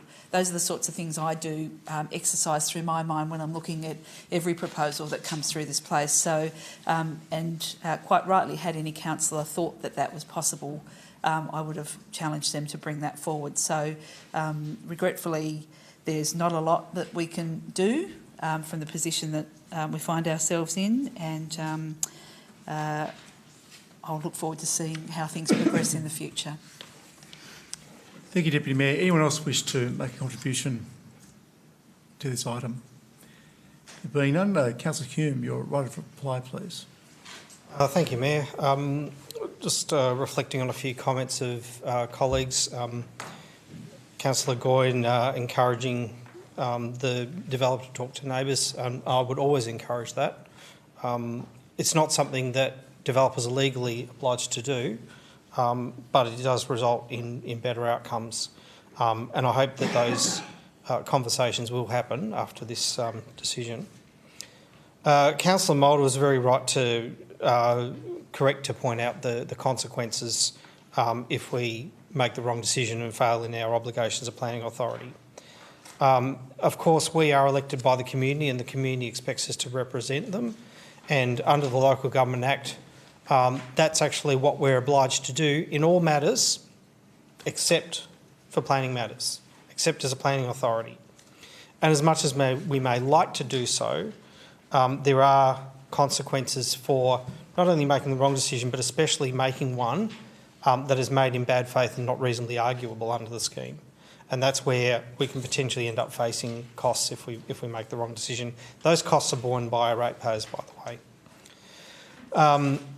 And Councillor James said that, if you look closely through the report, you could find, some reasonably arguable grounds for refusal in the performance criteria. He referred to one, and I'll get to that in a minute.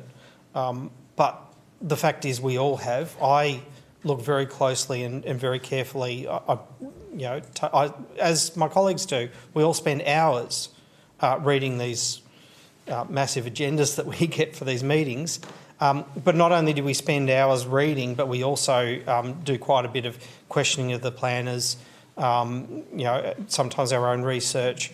I look through the planning scheme. Sometimes I look through tribunal decisions and precedents, and I take a lot of care in making sure that we have the right decision in accordance with the scheme. So yes, we have looked at the provisions very carefully, and as a couple of colleagues have mentioned, they were wanting, they were keen to come up with a refusal motion, but they couldn't find the grounds to do so. Councillor James's suggestion is that we do one on the basis of bulk, a visual bulk. I really can't see how that's reasonably arguable, given that with the exception of the carport, an existing carport that's being enclosed and turned to a garage, and that's what invokes the performance criteria. The remainder of the development is actually within the building envelope. The carport is outside the building envelope, but it already exists and is being enclosed. Point of clarification, Mr. Mayor. I mentioned that all the buildings are taken as in toto is bulk, scale and size, not one aspect of it, but the bulk of it. So you believe you've been misrepresented, Councillor James. Point of clarification. Right, thank you. Thank you. I appreciate Councillor James's clarification. I don't believe I have misrepresented him. I'm explaining why this particular criterion can't be. Do we stop the clock when Councillor James? All right, good. All right, so we've been fair there. Okay.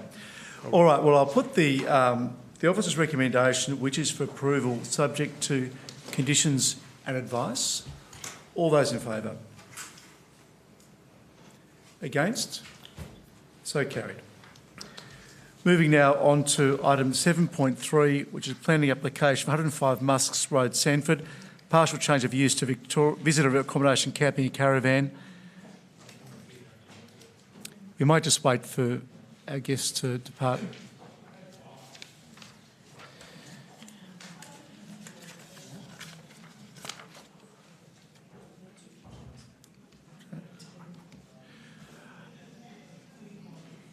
Okay. Again, they're going to now item 7.3, which is planning application. I think the Deputy Mayor's ready to move again, so unless someone else, Councillor Hume, catches my eye beforehand.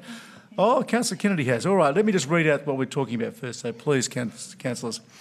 7.3, planning application rather, for 105 Musks Road, Sanford, partial change of use to visitor accommodation, camping and caravan. Councillor Kennedy to be moved, Deputy Mayor to second. Councillor Kennedy. Thank you, Mayor. I will be very brief, otherwise we're going to be here a very long time, and I might put on the table first up that I'm not particularly a fan of this, but it does I won't read the report, as many of my colleagues have gone through the reports of everything we've dealt with so far tonight.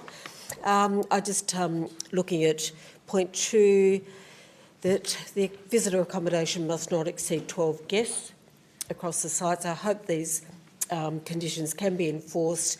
Other than that, it is what it is, and I'll be supporting it. Thank you, Councillor Kennedy. Deputy Mayor. Thank you, Mr Mayor. Likewise, not overly excited, but support the officer recommendation to approve the application.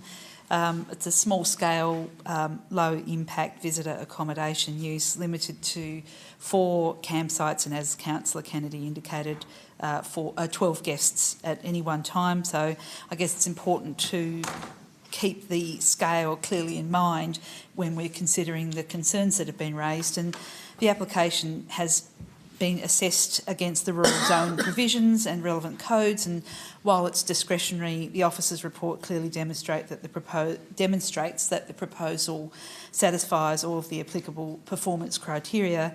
And in terms of the key planning tests, the assessment is that the use is appropriately scaled and compatible with the rural setting. It will not unreasonably impact or constrain neighbouring properties. It does not result in permanent loss of agricultural land and is fully reversible, and importantly, does not place an unreasonable burden on the local road network. I appreciate there were quite a number of representatives, and many of those concerns raised through those representations included things like fire risk, wildlife impacts, private road arrangements and security. And while they're understandable, they sit outside what the planning scheme can actually consider, which is not uncommon. Where matters are relevant, such as traffic, noise and rural character, the assessment shows that impacts will be minimal compared to a residential use and further controlled through the condition limiting guest numbers and site use. So ultimately, as we've heard tonight repeatedly, it's not up to us to decide whether we like something or not, but whether it complies with the scheme, and based on the assessment that we've got before us, I'm satisfied that it does, and support the recommendation for those reasons. Thank you, Deputy Mayor. Anyone else wish to speak to this item? Councillor James. Look, on a cheerful note, I know the area extremely well because I have ridden a horse along Musk's Road and along the South Arm Highway, up Jellybrand Lane, on down Mortimer Bay, as at that time you're allowed to ride horses on that beach, but these days anyway. Look, it's a great place. It's a rural setting. It's got so much going for it, even though there's a slight, reference to the rural zone on page 79, but nevertheless, it's a great move forward because it's only encapsulating the rural and also what else has always been that part of the character of the area, and that's for horse riders, which I firmly and always have supported. So I will be supporting this, and I hope my colleagues do the same. Thank you. Thank you. Councillor Goyne.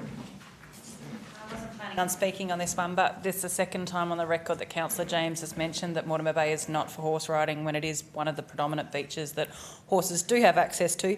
Can we have that at some point clarified for him so that he stops misrepresenting this beach? Thank you.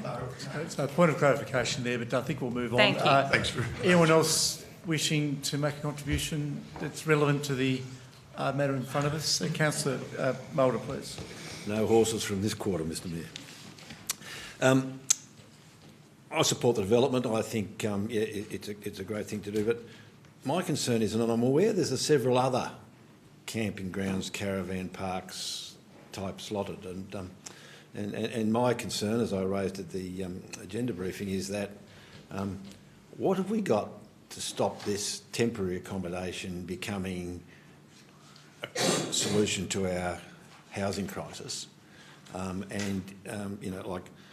Many of us would be familiar with the trailer parks and the campgrounds of our Indigenous Australians in remote communities, and the fact that you create these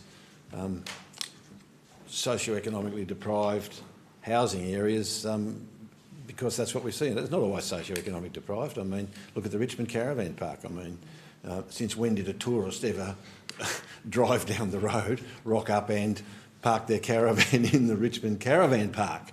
Well, good luck. I think it's pretty well full of permanent residents, and that's a little bit of a concern I have, because if that's the case, we're basically creating a township or a small village without services, without sewerage, without connected water, and all that implies. So I'm not, it's permitted under the planning scheme, as we've said before.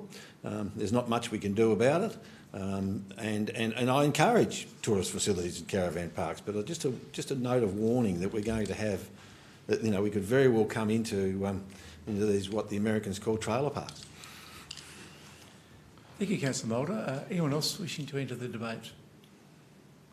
Right, there being none, Councillor Kennedy, right of reply. Thank you, Mayor. And just picking up on Councillor Mulder's point there, I think the beauty of this is it's actually come before us, and rather than we're seeing a lot of free camping pop-up areas happening all over our city, so at least this comes to us, we can put some conditions and regs around it. And as Deputy Mayor said, the impact will be minimal unless we see Councillor James hopping on a horse and racing across Tree Acreage. But anyway, I seek council support. Thank you, Councillor Kennedy. Well, I'll put the motion now that is a recommendation that this planning application be approved subject to conditions and advice. All those in favour? That's unanimous. Thank you, colleagues. So passed. Moving now on to 7.4, which is a planning application for 1C Robin Court Lindisfarne, 7-lot subdivision. Is there a mover for the recommendation, please? Thank you, Councillor James, seconded by Councillor Moulder. Thank you, Councillor James. I've got very little to say on this. Well, that's... And I'm sure that would be very much welcome. But I did mention earlier, Mr Mayor, about my voice, and I do apologise. But look, this is a development that I'm... You still on the horse topic? No. I actually have ridden a horse in Men Range, which is not far from here, but so that's, okay. That's another story. Yeah. But yeah, it is horse. Thank you, Councillor Jones. Thank you. Yeah, look, I don't want to get distracted. It's really not. But this is a good application. It's a development that has been long in the making.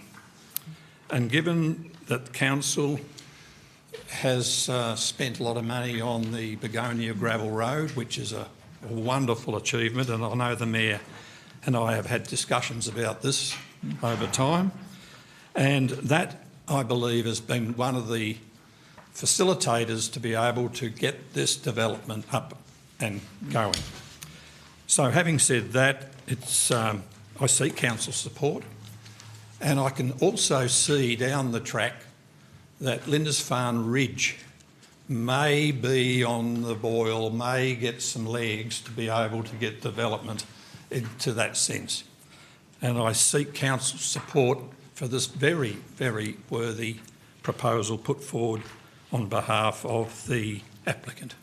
Thank you for those few words, Councillor James. Councillor Moulder. Thank you. Basically, I support this application. My only reservation, and it's outside our control, is that I don't like the idea of not even one, but two shared accesses going up there with the services. I'd have been much happier if there'd have been a road put up there to service all the lots, and then for that road to become a council road, so maintenance and all those things. But here we have two roads with, if you look at the plans carefully, all the water meters at the front, all the hydro meters at the front, all the storm waters at the, it comes down into two particular gullies, and and this private access stuff is, it eventually leads to, the guy up the top end wants to fix the road, but no one else wants to because it doesn't benefit them to any great extent, and they're happy to go over a footpath thing, and you have all these neighbourhood disputes about it. But and I just think that private accesses to multiple lots is just a mild recipe for disaster. But that's not a planning matter. It's not something I can change, and I guess. Buyer beware when you build a house in there and you discover that someone doesn't want to contribute to the shared driveway. Thank you, Councillor Moulder. Anyone else wishing to speak to this item? There being none, there's probably no need for right of reply, Councillor. Well, there we go.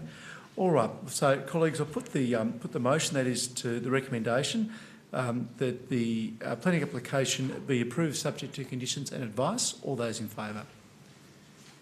That's unanimous. Thank you very much. Moving now on to item 7.5, which is a planning application for 33 Tollard Drive, Rokeby, including Rokeby Park and Ride facility. There's a recommendation in front of us. Call for a mover of the recommendation, please, which is for approval subject to conditions and advice. Moved Councillor Hunter, seconded by Councillor Chong. Thank you, Councillor Hunter. Thank you, Mr Mayor. Yes, we've all known that this is coming down the pipeline. It's nice to finally see it come before us and the final proposed design. It's great to have a park and ride facility finally. Hopefully it gets use It has been interesting. I've been using the bus now for almost 2 years, going past this area from further down the South Arm Peninsula, and seeing where people park prior to this location has been interesting, and whether it's far enough away to reach the catchment, and are people going to commute from further away to drive there. I hope not, because they're driving more than they would be now. But hopefully it still catches sort of the Rokeby, Clarendon Vale, Glebe Hill, and even Tranmere area if possible, and relieve some of the parking potentially at the shoreline where people do park and ride already. So I will be supporting this motion, keen to see it developed and seek my colleagues' support.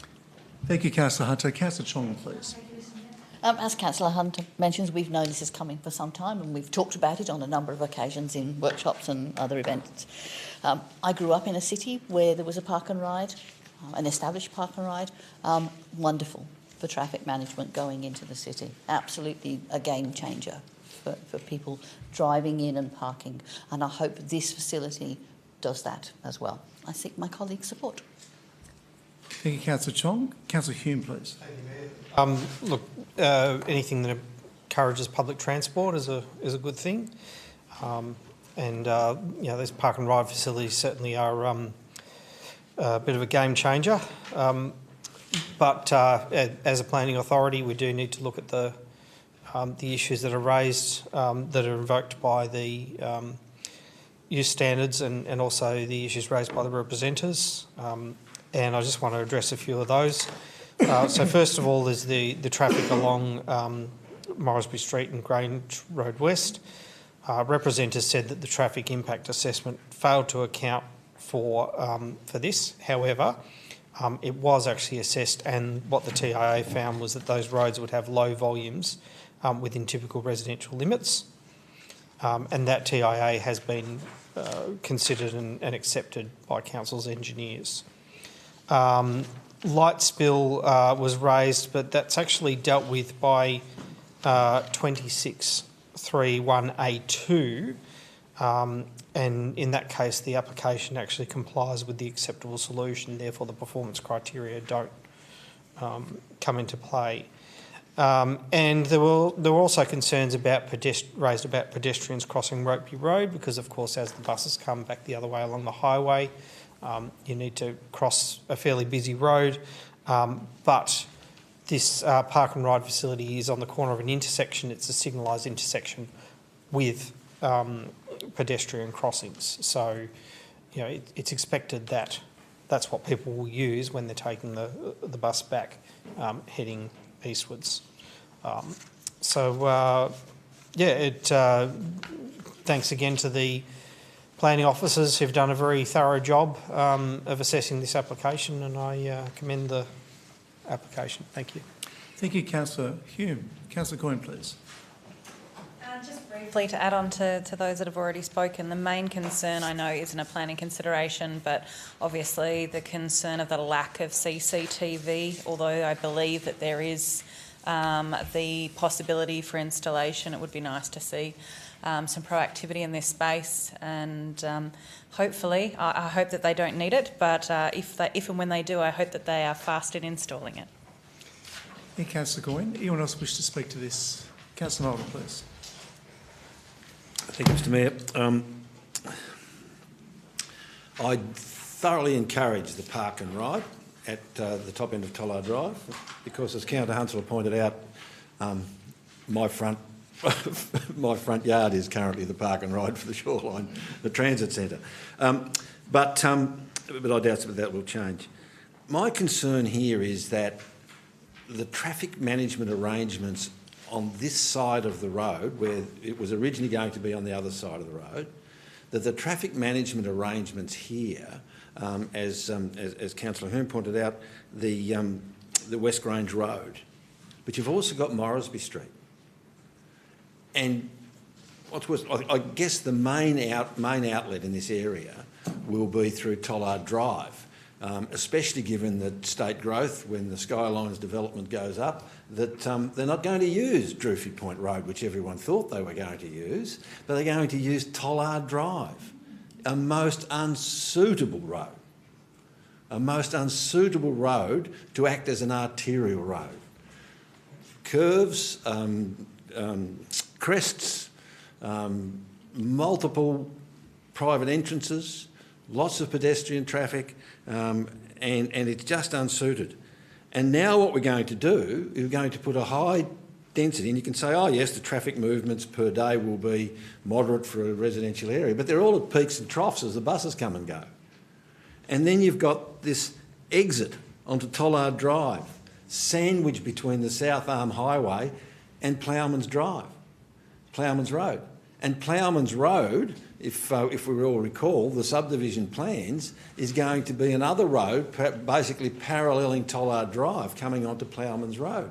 We are creating an Eiffel Tower kind of roundabout situation here where traffic is conflicting, and it's always the conflict of traffic. When traffic wants to go left or right and there's another car that wants to do the opposite, that's where you get your accidents. And these intersections won't be controlled, and the potential to back up on Tollard Drive and actually block Tollard Drive and all those things, it's just a, you know, and you might wonder why I'm always banging on about traffic. Can I tell you something? You don't have to attend too many fatal accidents to realise why you bang on about traffic. Thank you, Councillor Moulder. Anyone else wishing to make a contribution to this item? Well, I'll jump in briefly then as a council knowledge mayor and just say, like most people around this table here, if not all of us, it's wonderful to see this come before us. In fact, I supersede the then Minister for Infrastructure, probably now 3 ministers ago, in March of 2023, at what was then the proposed site, talking about this. But here we are. We've moved forward 3 years later, and we're getting to a stage where we can approve this planning application. 199 sealed parks, I think, is fantastic. It will encourage use of public transport, and let's hope that the buses remain free as well. There will be lighting, as we know, although, as we'd all appreciate, the predominant use will be during the day. I do agree with the view about the CCTV, and that's been raised, I think, with all of us, from people concerned about safety in and around that particular park and ride, albeit passive surveillance at a very busy South Arm Highway and other roads. I've been assured that will hopefully play a role in ensuring that there's not a great deal of activity to be of concern. But it is wonderful to see it here in front of us today, and I too am very pleased to lend my support to this planning application. So, Councillor Hunter, your right of reply, please. Thank you for my colleagues who made valuable contributions. I seek colleague support. Thank you. So I'll put the motion, and that is that the planning application be approved subject to conditions and advice. All those in favour? That's unanimous. Thank you very much, colleagues. Well, I can now advise that Council has concludes its deliberations as a planning authority under the Land Use Planning and Approvals Act of 1993. And moving on to item 8, 8.1, determinations of petitions tabled at previous council meetings. 8.1.1, petition wildlife signage Oceana Drive. Is there a mover for the recommendation? Councillor James, thank you. Is there a seconder? Thank you, Councillor Kennedy. Councillor James. Thank you, Mr Mayor, and I know there are some residents looking on tonight in relation to this matter because there was a petition signed by 38 residents and they were calling for some signage for the native wildlife and also some attention to the traffic along Oceana Drive. I move the office's recommendation. Part A and Part B are sort of procedural things, notes the petition, notes the Chief Executive Officer's advice that the petition complies with Section 59. Notes, and Part C notes that wildlife signage along Oceana Drive is not recommended for the reasons set out in the associated report. And I'll just refer to that. On page 291, council records indicate 308 work orders have been raised for removal of deceased animals along Oceana Drive since 2020. And on page 292, Council does not install wildlife signage on residential streets unless clear wildlife corridor is highlighted. It goes on to say Oceana Drive differs significantly from these highways since it is a urban residential street. So residents can look and obviously note the report. It's on Council's website, and I've only just referred to a couple of matters there. And if we read it and follow it through, Part D of the Officer's recommendation, Council will liaise with Tasmania Police to advocate for additional focused target enforcement of speed limits on Oceana Drive Tranmere, will include Oceana Drive on the list of locations for ad hoc deployment of the speed education trailer, and authorises the Chief Executive Officer to write to petitioners acknowledging their concerns and advising of Council's decision. Well, thank you, Councillor James. Councillor Kennedy. Thank you, Mayor.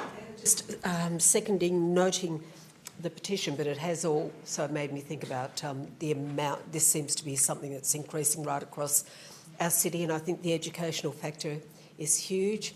I have people in the area that I live in, which is 7 Mile Beach and Acton sort of corridors, that actually will say, how did someone actually manage to hit that poor animal? Because it's just, I have not ever noticed the big increase that I have in the last year or so. And I'm not quite sure what the answer is, but a petition like this that makes us all think a little bit more about it and think about the educational side of it. So happy to second it, and let's hope we can do something to fix it. Thank you, Councillor Kennedy. Anyone else wish to contribute to this item? There being none, Councillor James, there's probably no need for right of reply. I'll put the motion, and that is the recommendation. All those in favour? That's unanimous. Thank you very much, colleagues. Moving now on to 8.2.1, Coastal Hazards Policy for adoption. I'll call for a mover of the recommendation, please. Thank you, Deputy Mayor. Is there a seconder? Thank you, Councillor Hunter. Deputy Mayor, please. Thank you, Mr Mayor. I'm happy to rise to support the adoption of the Coastal Hazards Policy. I think it's a strong contemporary policy that clearly aligns with best practice in coastal management. It recognises the reality that our coastline is a dynamic system, and it adopts a risk-based adaptive approach that will allow Council to respond to changing conditions over time. And I'd like to thank the officers for their consideration of my submission as part of the feedback we were provided the opportunity to provide. And I note that in terms of matters like community engagement, there's a clear commitment to extensive and structured engagement through future coastal adaptation planning, and this is the right place to have those detailed conversations with our communities when we're dealing with real options and local impacts. The policy also reinforces its role as a strategic framework, and it's clear that implementation will occur through future plans, planning scheme processes and project level decisions, not through this policy alone. And that provides important clarity for both Council and the community. In relation to financial implications, the policy appropriately does not create immediate commitments, but makes it clear that future adaptation work will be subject to Council processes and prioritisation, and that's a prudent and responsible approach. And my final comments are that I think the policy strengthens governance by clearly articulating Council's role and its limits, particularly in relation to private property and coastal protection, and that clarity is essential to managing long-term risk and expectations. So in summary, I think that what we've got is a robust, defensible and future-focused policy that has and does appropriately leave the detailed implementation matters to the next stage of the works, and pleased to endorse and seek colleague support. Thank you, Deputy Mayor. Councillor Hunter. This is really exciting. It's been many years in the making, and I hope people understand that in the community. People have been waiting to see some of our coastal hazard strategies, which have been assessed by council and technical experts for a number of years with lots of complexity, which is why there hasn't been further consultation on those plans. When at the start of this term and I commenced on the Australian Coastal Councils Association, it was almost, I don't want to say embarrassing, but along that sentiment that we weren't following best practice at that time because we were waiting to further progress some of these complexities internally. And it's so wonderful to see that we're now adopting contemporary coastal planning practices that allows us to move forward. And I want to commend the council officers who have been progressing this work for a number of years and all the time and effort they've put into it. The key aspect is that we're moving towards coastal adaptation pathways, which acknowledges a changing coastal environment. I particularly like the updates in this policy that are around stronger guidance around works on council or Crown land through the revised significant community benefit test. My concern previously that what is significant can be massaged a bit by developers and other people wanting to use land. So it's great to have more clarity. And also the clearer direction and minimum expectations through strengthening key provisions from should, which was in the draft, to must. And that gives us a bit more structure around being able to follow the policy. As mentioned by the Deputy Mayor, consultation won't occur at this stage because it's a strategic policy essentially, but what will come next is coastal adaptation planning, which is where that consultation will occur, as well as including the traditional owners in that engagement, which is great. So highly support this plan. It's great to see. Thank you so much to the officers and their time. I will be supporting this and I seek colleagues' support. Thank you, Councillor Hunter. Any other colleagues wishing to make a contribution to noting the coastal hazards policy? Councillor Mulder, please. Thank you very much. Yes, we always welcome this. There was a time when we were beholden by, nature runs its course. We created the problem and we'll just have to retreat. And I'm sure there will be a fair bit of that in this, because if you look at the, the things like the future of this sea level rise, and this goes through a pretty complex set of alternatives, all the way from non-adaptation, all the way through, adaptation, soft engineering and hard engineering.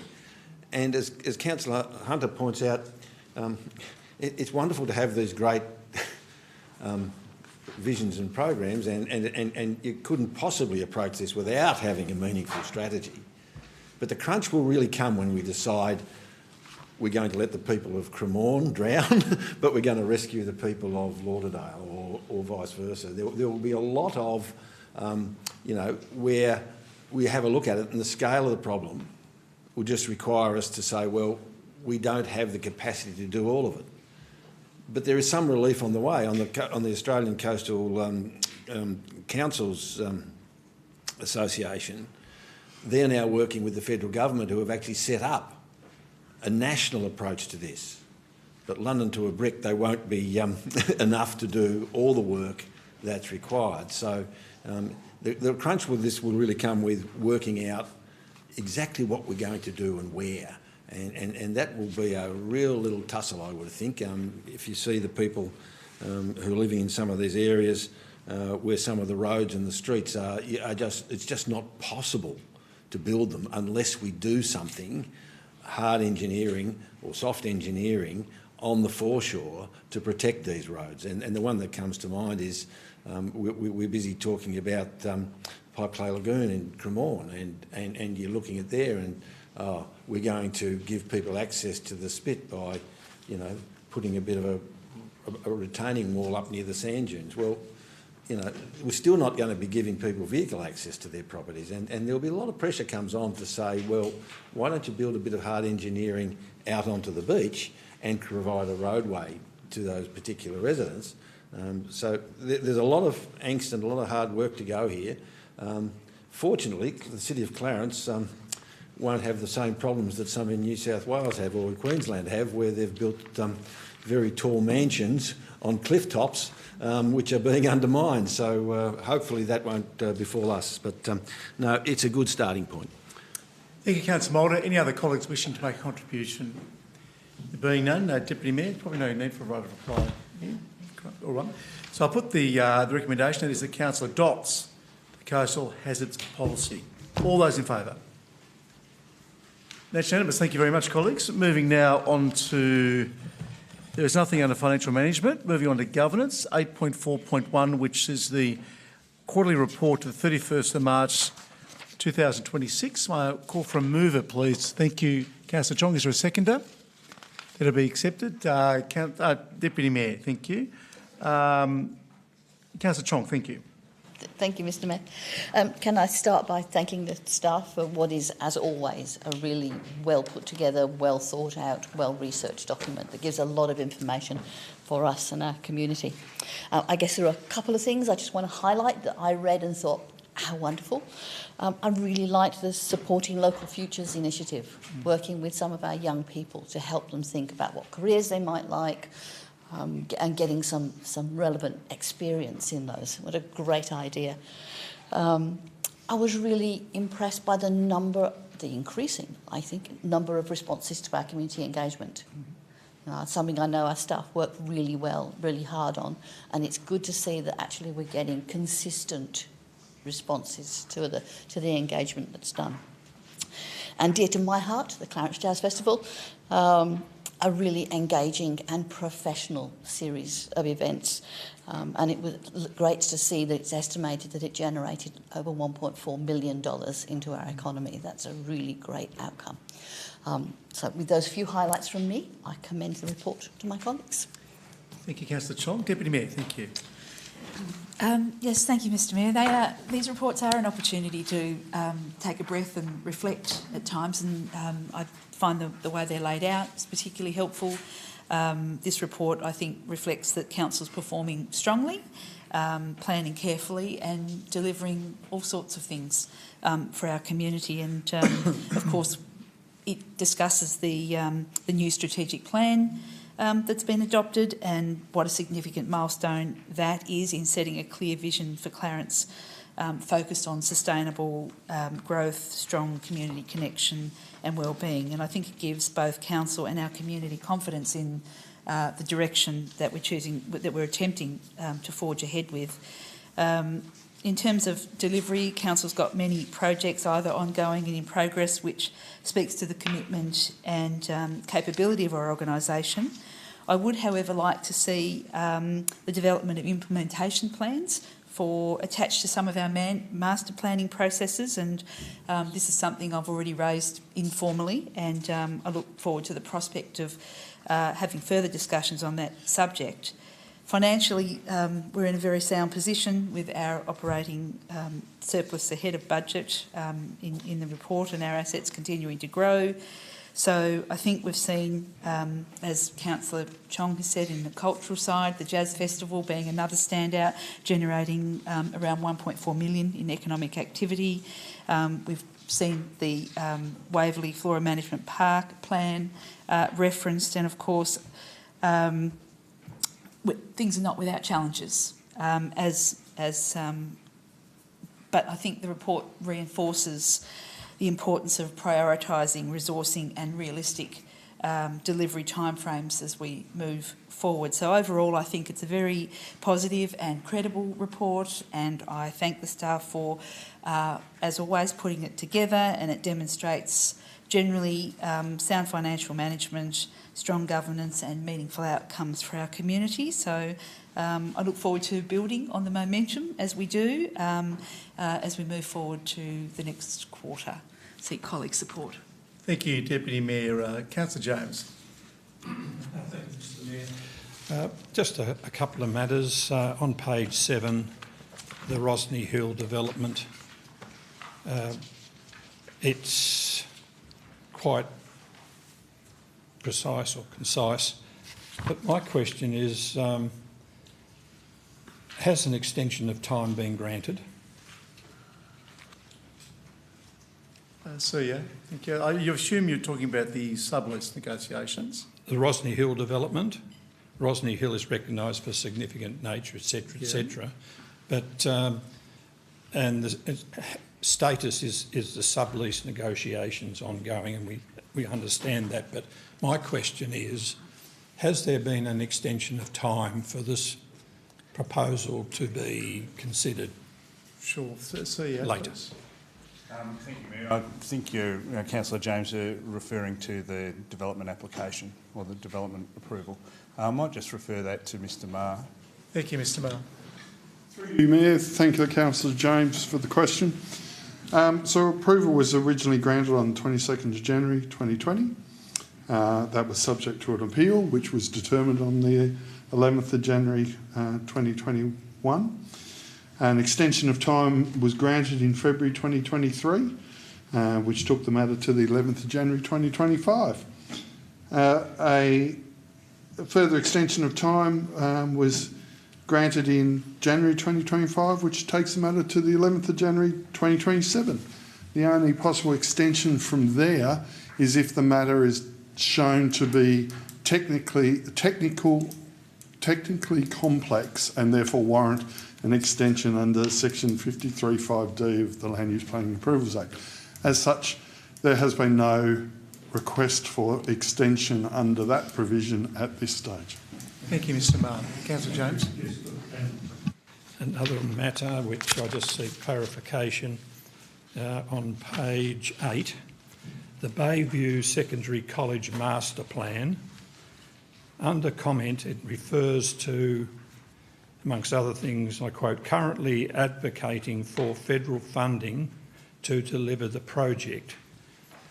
My question is, I think there are two other parties involved in this, state and local, as part of the $60 million development.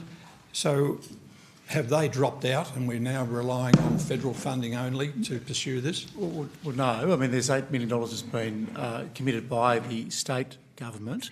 Obviously, we've invested to date as well. We're still prepared to invest, but you quite rightly point out it's a $60 million investment. It's significant. Every opportunity I get to talk with our hard-working federal Labor member for Franklin, we advocate for this. And as we often do, and in fact, what will be coming to all of us very soon is a prospectus of bigger ticket items. The Bayview Sporting Precinct is one of those that we all ought to use when we're engaging with the other two tiers of government to advocate for our community. So please be assured it's certainly on our radar. It might not be as high up the list of priorities for the other, particularly the federal member for Franklin, albeit Ms Collins is very well aware of our eagerness to see an investment in that part of our city with this project. Thank you very much. And finally, on the page 9, and this is my pet project, and nevertheless we'll see what the South East Regional Master Plan, it has been crossed because of the 25-26 priority, but I note that other master plans later, let's take Wentworth Park master plan, that has a tick for 27-28, as does South East Regional Master Plan have a tick for 27-28, but it's not yet started. And I thought there was some work being done in relation to that, because we have that green belt down in Rugby, which is part of that ongoing project. So my question is, has that been stalled and it's not got any legs to because of the nature of this? I just would seek clarification. Well, see, you or Ms Moore? Yes, I'm not entirely sure, Councillor James, how to answer that question, unless Ms Moore has anything she'd like to add. But at this point, This table is telling you what our priorities are for this year, and effectively is saying that the South East Regional Park is a future priority. Some work will be done on it periodically, but now we have secured the land in the last year. We're in a position to start thinking more actively about that. Prior to that, we weren't. Thank you. Councillor Hume, please. Thank you, Mayor. I note that there's no mention in the quarterly report about the proposals for Football Tasmania's Home of Football or the Cricket Tasmania Centre of Excellence. Are those things that Council won't be dealing with until some kind of formal proposal comes from either body? Where is that at? CEO. Thank you. I'm going to give you the stock answer. This is a quarterly report looking backwards. So the announcement for the Football Federation's work on Wentworth Park as a proposal fell outside of that timeframe. That said, you're right, it's a proposal on council land, and we've been quite clear with the Football Federation that there's a whole range of processes that need to be gone through before there's any further commitments or commitment from council. So at this point in time, they're simply investigating that as a site. That's about the extent of it. In terms of the cricket proposal, that's on their land, private land, not a project that we're involved in because we don't have a land tenure there, other than to work through some of the traffic and DA issues that in some cases are reasonably complex that need to be investigated before they go too much further. Thank you. Councillor Gwynn. The developer cap management policy, as we all know, that was my first motion that came to council in, I believe, 2022, that was unanimously supported. Can I ask to date how much money has been spent on managing, I should say, on planning around managing cats in Clarence since that policy was first implemented, and if there's any chance, will any cats actually be physically managed by the time my term completes this year? Thank you, Councillor Gwynn.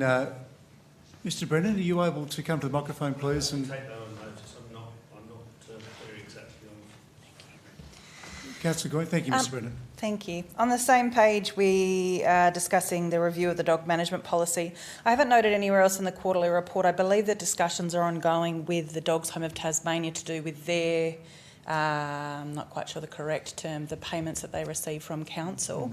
Do we have any progress on the costings that have been worked out on that, or any update on when we'll come with a finalised sum, and will that come to council for a decision? Thank you, CEO. Thank you. There is ongoing discussions with that, Councillor Goyne, but at this point in time, I don't think they've substantially progressed. So we will provide an update to councillors once we have something to report on. Any other questions on the quarterly report? Thank you, Councillor Walker. Thank you, Mayor. Page 8, it says year started 2018-19 for the Vic Esplanade Queen Street Master Plan. It's been adopted, and at the moment its current status is design being scoped.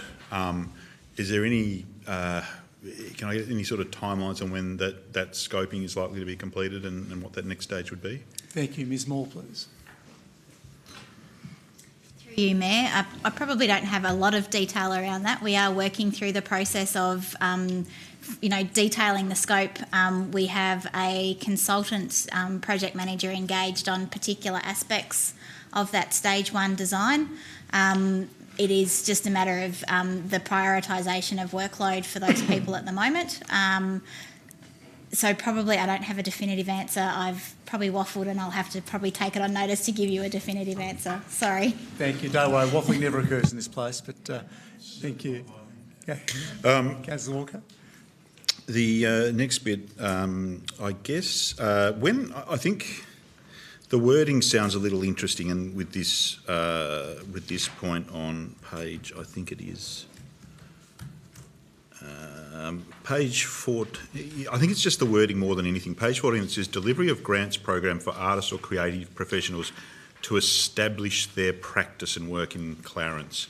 I think the way that that's worded makes it sound like we're giving cash for somebody to set up a studio of some sort or something, when in fact it's more money for sort of, if you like, events and productions. Is that a fair point, or could I have some clarification with that? Certainly. Ms Coburn, please. Yes, through you, Mayor. Yes, thanks for the question. The grants program provides funds for artists for specific projects or events or activities, as you state, not necessarily for setting up studios and the like. Thank you, Ms Coburn. The next bit then on page 14 relates to the 10-year children's service strategy for Clarence. I note that the request for quotations being closed at the beginning of Q3 rather. I'm just wondering whether we can be furnished with some, if you like, of the scope around that and what that's intended. I know it's a long way off, but I'm sort of flying blind about whether this scoping project is expansive or a change in direction or where it's at. Thank you, CEO. Thank you, Mayor. Thank you for the question. We can certainly take that on notice and provide some advice to councillors. Councillor Walker. Thank you for that. I'll go to page 18, and I do appreciate that in relation to fitness in the park, we are being furnished with. Let me just get the right bit. We are being furnished with, I think, the number of sessions being 56 sessions, with 1,242 check-ins. Now, I just want an update. My understanding through the budgetary process is in the budgetary process it was working out at about $17 of council support per attendee. I don't expect anyone to have this figure off the top of their head, but if I could be updated with what that represents as far as council support per attendee. CEO, yeah, we'll do that, Councillor Walker. And then the final bit is, I think page 36 is the public art policy, and it's got noted there that that is for presentation in, or for, I think, consideration by council in Q4. I take that to be the remaining 3 weeks of this month. Is it right that this will be coming to our next council meeting? Thank you, Ms Keller. We are progressing with that project. It is progressing well, but we're slightly delayed in that, and it won't be coming to the council before the end of the financial year. Can I have clarification what will be coming to council at this term, council? Are you able to provide an indication? Our intention is to bring it to council before the end of this term, yes. Thank you. Any other colleagues wishing to make a comment on the quarterly report from January through to March of this year? I'll just enter the debate very quickly as council acknowledge the Mayor, and just say it's again brilliantly presented, and to Ms Wicks and her team, thank you very much, and to all the other members of the LT and your teams that contribute to this. I will just pick up on the Clarence Jazz Festival 30th anniversary. When we were doing the media for this, Mr Wallage briefed me and said, oh, well, you know, we're expecting the economic generation to be about 700, 750. So, of course, when they asked me the question, I said $1 million. I think he was going to kick me, but here we are. We can proudly say $1.4 million in economic activity, which is just fantastic. So it was a wonderful festival, enjoyed by many, and obviously has a fantastic, not only cultural benefits to our community, but economic as well, which is fantastic. So with those few words, Councillor Chong, your right of reply, please. I seek my colleagues' support. Wonderful, thank you. I'll put the motion, that is that the quarterly report be accepted. All those in favour? It's unanimous. Thank you very much. Moving now on to item 8.4.2, the Environment and Biodiversity Grants Program. What I will do is say that Councillor Warren moved that. Councillor Darker, did you second that? That wasn't your hand? No, it was Councillor Goins, was it? Councillor Kennedy's was it? Councillor Kennedy seconded it. Thank you. I'm going to share it up tonight. So, Councillor Warren, please. Mr Mayor, and I'd like to start by thanking the staff for how efficiently this process now runs. And it's great to be able to give grants to eligible community groups working in this area. I'd also like to thank the staff for giving us all the details of this a couple of days before the agenda was released, so if anyone had any questions they could ask them then. But I do notice that the fund is undersubscribed, so I would encourage people to read the guidelines carefully and apply next time around. Thank you, Councillor Warren. Councillor Kennedy, please. Yes, not too much more to add to that, but just to congratulate the successful applicant. We referred to pipe clay a little earlier. This group does incredible work down there, so well done, team. Thank you. Councillor Goyne.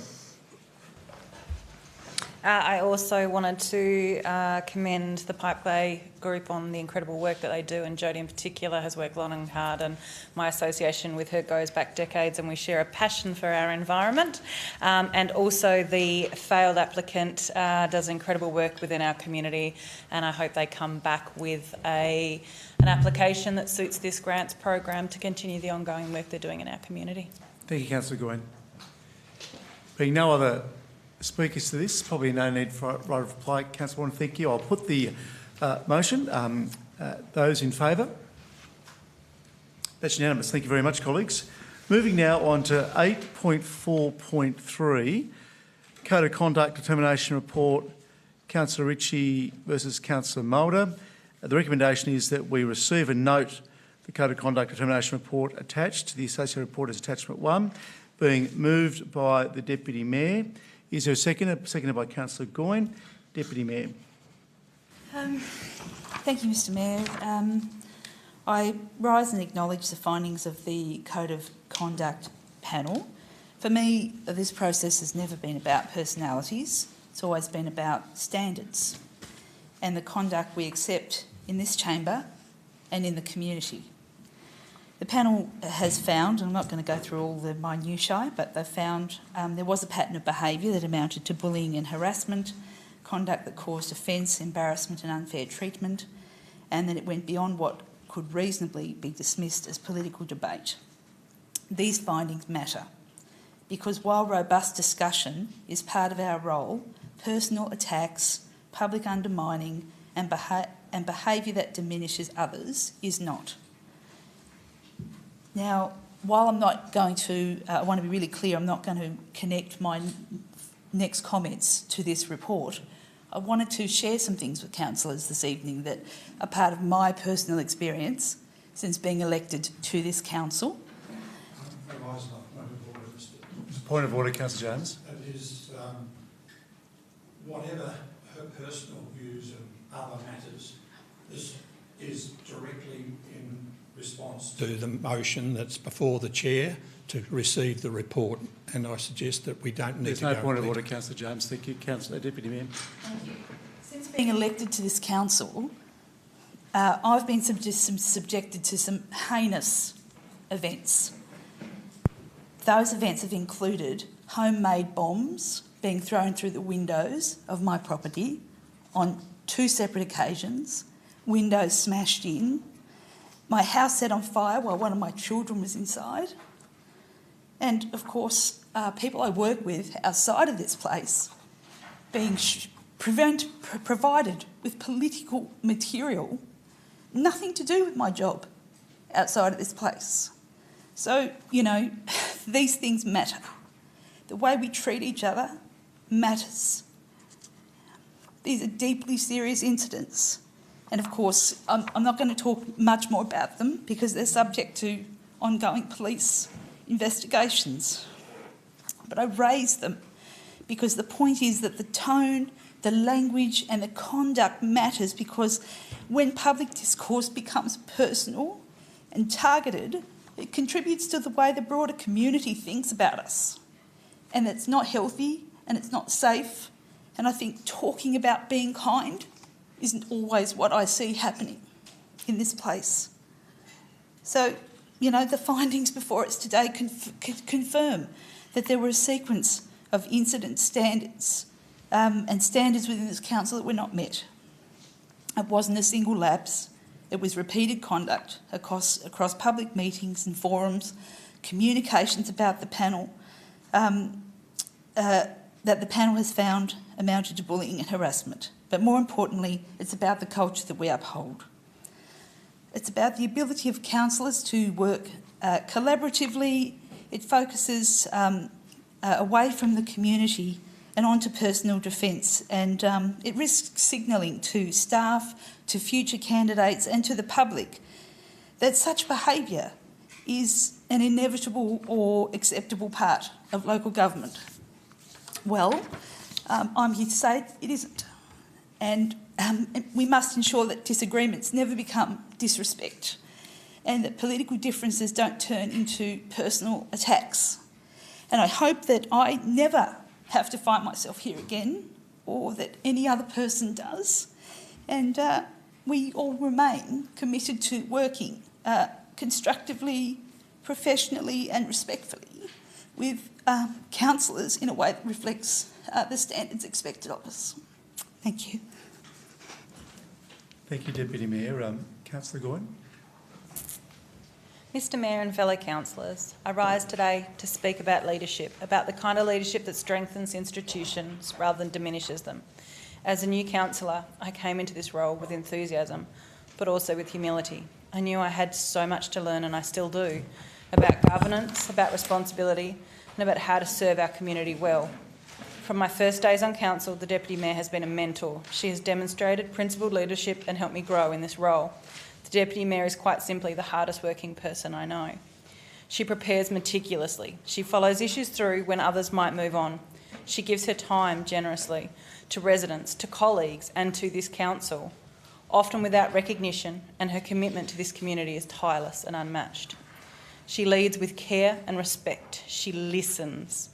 She disagrees thoughtfully, and she demonstrates consistently that you can be firm, values-driven and effective without being personal and demeaning to others.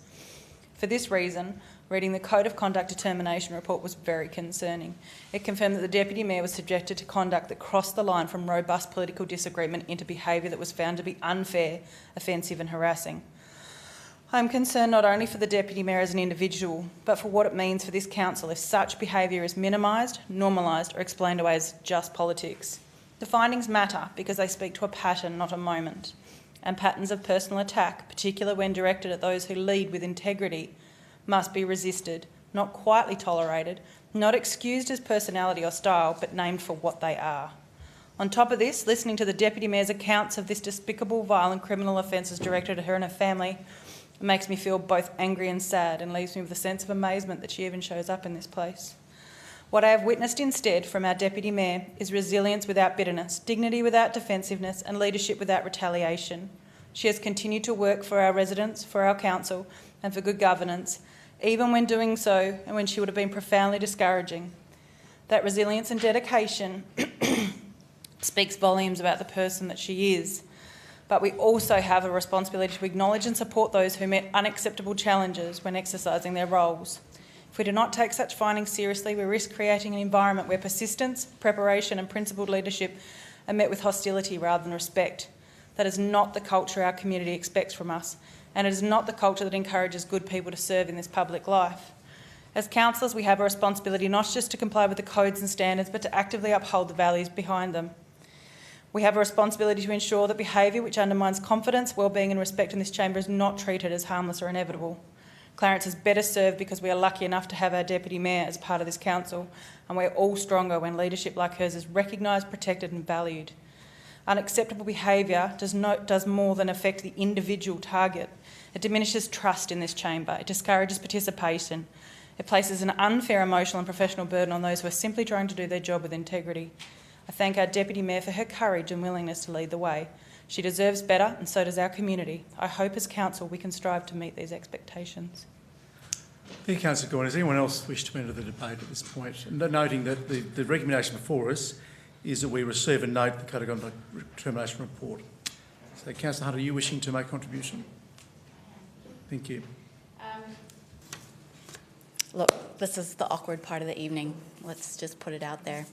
I'd like to thank colleagues who are involved both in this agenda item and the next agenda item, that they have remained professional from what I've observed in the chamber, and I wasn't aware of these things going on. This is disappointing, to say the least, and I expect and I treat all my colleagues the same in that we put people first. We are all people before we have our political views.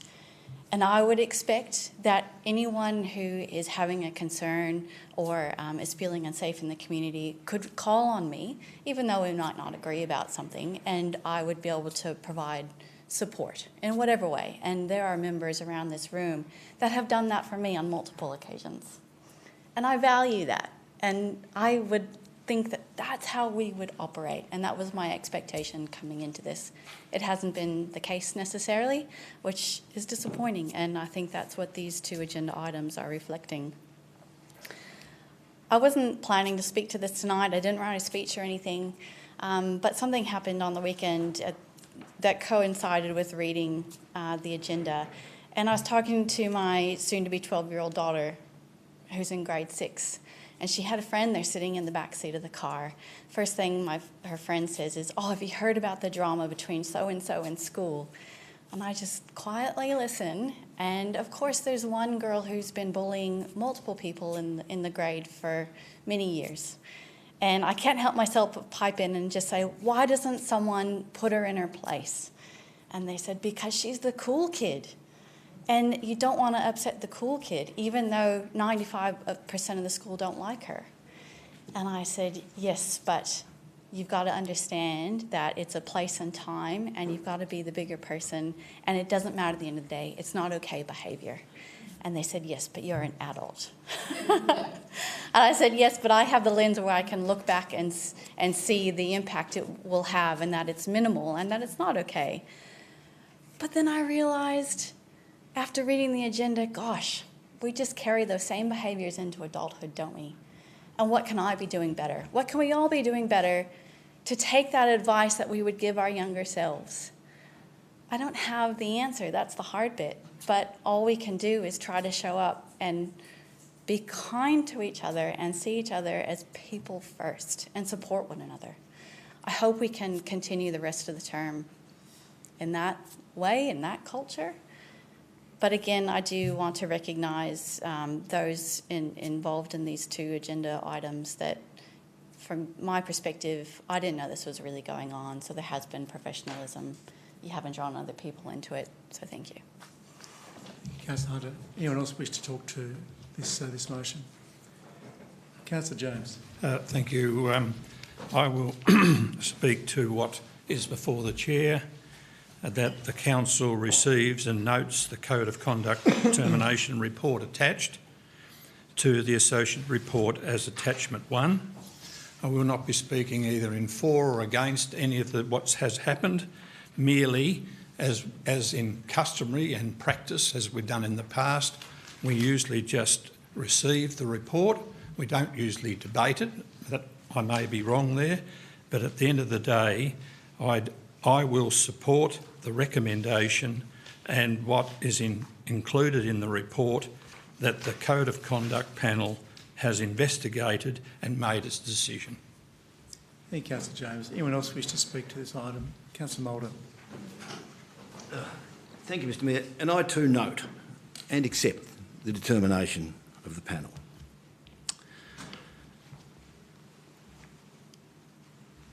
And although and the process by which the panel reached its conclusions, the fact that that there were witnesses who were available to a panel hearing, some of those are from around this table.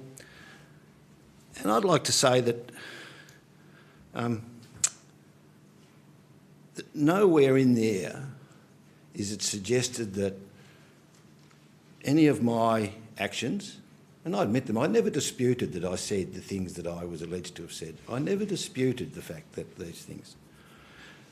And I accept that the threshold applied by the panel is not one that I would have applied or thought a reasonable person would apply. And in that context, but I accept the fact that I have crossed a threshold, that the panel has set a threshold which I didn't think was appropriate, but they did. But it's a little bit galling to have this report associated with the firebombing of the Mayor's house. To bring it in... Point of clarification, Mr Mayor. I'm being verbaled. I made it very clear that I was in no way connecting that with this report. I specifically said that. Thank you. Thank you. I accept that you made that connection, but then why bring this in? Because I too can explain to you, and some of you from the previous council are aware of the kind of community vilification that I received, the kind of stuff, the threats to rape my wife, for example. These are things that, you know, that shouldn't be there, Councillor Hunter, but they are there. And it's a bit of resilience. And in the course of this thing, I've even been called a crook on social media, but that's okay apparently. That's okay. But I'm not allowed to make some, you know, what I consider to be a minor jape, and that was the purpose of it.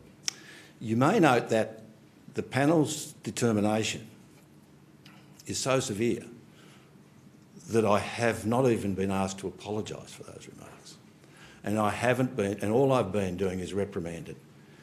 And in my submission at the time of penalty, I said that should, you know, that you find this, that you need to understand that, that the panel needs to understand that the level of these breaches of the code was such that a reprimand should be had. Now, I acknowledge that the code, the panel have a different perspective on what I consider to be the normal part of politics. In the context of this, other people have said infinitely worse things about the Deputy Mayor in the context of the Pembroke election than I did. And that is where I come from, the fact that these are, I would see as part of the party and policy. Can we not, in an adversarial environment, even take a potshot at someone without causing this amount of stress? The answer quite clearly is no. Anyone else in the community can have a shot at them, any other candidate can, but not a fellow councillor. So I accept, and I note the report, and I accept that I have crossed a line. It's a line that I thought is not where it ought to be, but it is a line, and I accept that I have crossed it. Thank you. Thank you, Councillor Moulder. Anyone else wishing to enter this debate? There being none, Deputy Mayor, want to reply? Thank you, Mr Mayor, and I thank colleagues for their contributions. I have to say I'm rather disappointed with Councillor Moulder's contribution. Not surprised, but disappointed. I appreciate that he accepts the panel's determination.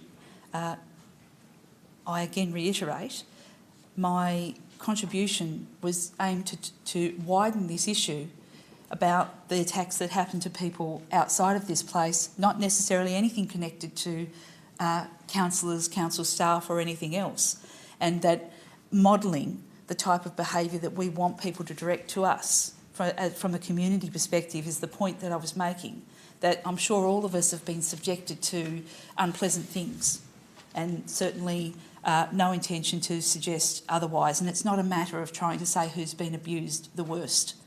I'm not here to try and do that. I'm obviously, the things that go on are harsh at times. That doesn't make them acceptable. Because you can take it doesn't mean you should. That's what this report's all about. Now, clearly, and it talks about a reasonable person, and I don't need to go back over it. I think it's very clear what the panel has determined, and it's been an interesting exercise. I personally don't think the panel has enough tools to do its job. I hope those things will improve into the future. The very limited scope of what they can actually, given that the maximum is 3 months, I'm not sure what you have to do to get 3 months suspension, but and my take on the fact that no apology was required is simply that they thought it would have no meaning. So I might interpret that into a very differently to the way that Councillor Moulder interprets that. Anyway, I won't reflect on the different views we may all have around it. I've expressed mine. I hope that we can certainly all take on board these things. We're none of us perfect, but I hope that we can look at it and that we can all contemplate and, where necessary, grow as individuals moving forward, and I seek colleagues' support for noting. Thank you, Deputy Mayor. Well, the recommendation is before us. That is that we receive and note the Code of Conduct Determination Report attached to the associated report as Attachment 1. All those in favour of the recommendation? That's unanimous. Thank you very much, colleagues. Moving now on to 8.4.4, Code of Conduct Determination Report, Councillor Goyne versus Councillor Warren. Councillor Warren moved, seconded by Councillor Goyne. Councillor Warren, please. Thank you, Mr Mayor. The motion before us asks us to note the report on a Code of Conduct complaint that was lodged by Councillor Goyne against me in May last year. It's not an opportunity to re-prosecute or defend that argument, which has been dismissed, not once but twice. But for context, I'd like to say a few words. The complaint was made following the meeting of the 2nd of December 2024, during which Councillor Goyne moved a motion entitled Public Advocacy on Reported DNA Contamination in COVID-19 Vaccines. That motion was lost 2-10, with only Councillor Goyne and Councillor Ritchie voting in favour. In May 2025, a complaint was lodged alleging I had breached the Code of Conduct during that December meeting. In February that same year, Council had unanimously endorsed a dispute resolution process that features mediation as the first step. No mediation was attempted, I note, in either this matter or the one we've just heard. Now, I actually hold accreditation in mediation. I know the difference it can make for two parties in disagreement to sit down with an independent mediator and work towards a solution that's acceptable to both parties. Mediation is not a back and forth by email where neither party is willing to give ground. Instead, it was lodged as a complaint. So the local government office accepted the complaint and appointed a panel of 3 people to investigate. Responses were prepared by all parties, assessed by the panel, and in September 2025 the complaint was comprehensively dismissed. The complainant then lodged an appeal, which is absolutely her right to do so if she believes there are sufficient grounds.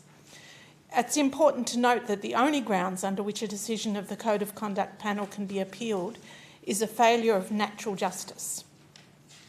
The appeal was then investigated as a matter for TASCAT, the Tasmanian Civil and Administrative Tribunal, with parties to the appeal being the complainant versus the Attorney General, who appointed a lawyer to prepare responses. I was no longer directly involved, but remained an interested bystander.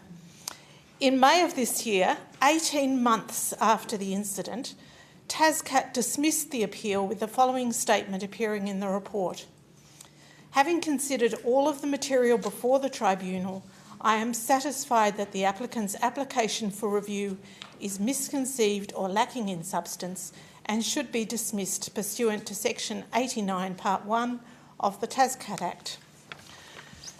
The point I want to make is that this whole process has taken considerable resources at both the council and state government level, not to mention the time and emotional energy required from me and no doubt Councillor Goyne. And none of it has been of any benefit to the people of Clarence. We're here to represent your interests, and I don't believe this sort of thing is what you want us spending our time on. Thank you, Councillor Warren. Councillor Goyne. Resources that could all have been avoided spending had an apology that was asked for being given at the time.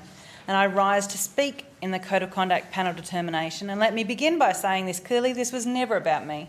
This was about our community. I did not bring this complaint forward for my own benefit.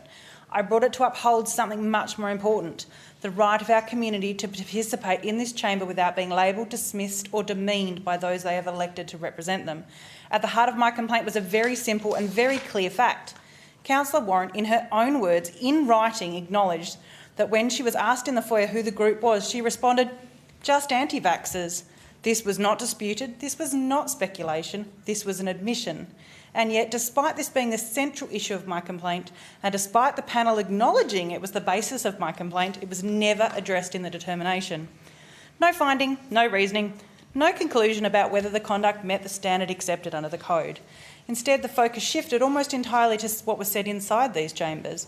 But the code does not stop at these chamber doors. Our obligations as councillors apply to how we conduct ourselves in all council-related interactions, including how we speak to members of the public. This determination places weight on the absence of additional supporting material from members of the public. But in this case, we had something stronger than third-party accounts.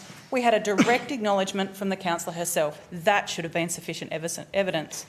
When a councillor admits to using language that labels members of our public in a derogatory way, it should not require additional layers of proof to establish that this conduct occurred. Excuse me, Councillor Goyne. Councillor Motti, point of order, please.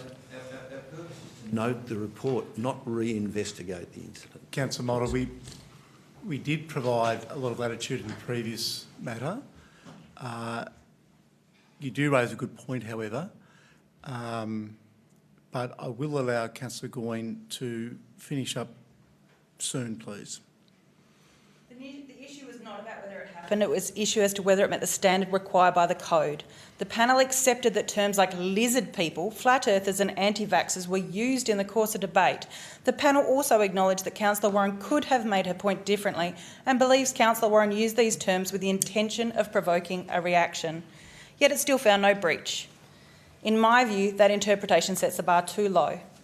The code requires that councillors not cause a reasonable person offence or embarrassment. We must ask ourselves honestly, would a reasonable person sitting in the gallery or being referred to in the foyer feel respected by that language? I think we all know the answer. This chamber must be a place of robust debate. Different views must be expressed. That is the idea of democracy. But there is a clear and important line and difference between challenging an idea and labelling the people who hold that idea. One strengthens democracy and the other diminishes it. Excuse me, Councillor Goyne. Councillor I seek the motion be put. Well, it's a procedural motion, so it does have to be put. We have had one of these in the previous term that wasn't supported because there was a belief around this chamber at that time that all colleagues had an opportunity to express their views for the allotted time. But as it's a procedural motion, I'll put the procedural motion. Is it seconded, by the way? It's seconded. Okay. Well, the procedural motion is that the motion be put. Before I put that motion, though, have you finished, Councillor Goyne? I haven't, no. Okay. All right. There's a procedural motion before the chair that's been moved and seconded. I'll put the procedural motion. The motion be put. All those in favour? Those against? Councillor Goyne, please continue. Our role is not just to debate issues, it's to model respect, even and especially when we disagree. This matters because people come into this chamber in good faith. They were doctors, nurses, and have likely administered more vaccines than all of us have had in our lifetimes combined. These people came to be heard. They came to participate in decisions that affect their lives. Our community should be heard without fear of being dismissed with labels that attempt to reduce them rather than recognise them. I brought this complaint to uphold a simple principle, that every member of our community deserves to be treated with fairness, dignity and respected by those elected to serve them. For those reasons, I believe the panel's determination failed to properly address the central issue before it and does not adequately uphold the intent of the code. But clearly, as shown tonight, even if upheld, the consequences are gravely inadequate, if not obsolete. I, for one, will not rely on the justice within the code again. Therefore, I believe, as the Council, must reflect seriously on the standard we set, because ultimately this standard defines the trust our community placed in those of us that sit in these chambers. Thank you, Councillor Goyne. Does anyone else wish to enter the debate on this matter? There being Deputy Mayor. I'm just going to speak really briefly to this matter, and as a person who was part of the seconding the original motion that was the genesis of the complaint that came out of that, I acknowledge that the tribunal found that ultimately there'd not been a breach of the code, but in doing so I think it's also important that we don't lose sight of the substance of the motivation behind Councillor Goyne's complaint, and I think that at the heart of that it's not simply about the legal threshold but also about a question of respect, and I hear what Councillor Goyne's saying around it not being about her, that it was about respect for members of the community who take time to engage with their local council. Now, even though the panel determined that the remarks did not strictly breach the code because they were not directed at specific individuals. Whether intentional or otherwise, we must remember the effects words can have on others. And following the debate, I have to say, I found myself subjected to all sorts of false allegations about being an anti-vaxxer, various reports being floated around, and it seemed to me they were by people who were either ignorant or deliberately misrepresenting the facts and the comments that I made during the debate, which was really disappointing. But we don't have control over all the things that other people say, or indeed the way that they take what we say. So I think if we're serious about community engagement, then we've got to be serious about how we speak to our community and how we speak to each other. I acknowledge that, as I said earlier, none of us are perfect in this place, and this report represents us all with an opportunity to, I think, revisit and reaffirm our shared responsibility to, yes, debate strongly, but also always with respect. So, in noting the motion, I leave people with those words. Thank you. Any other colleague? Councillor Mulder, thank you. I note the report like I did the last one, but it troubles me deeply that when the determination goes against you, suddenly you do not respect the tribunal. So the tribunal are in the same. I think I'm being misrepresented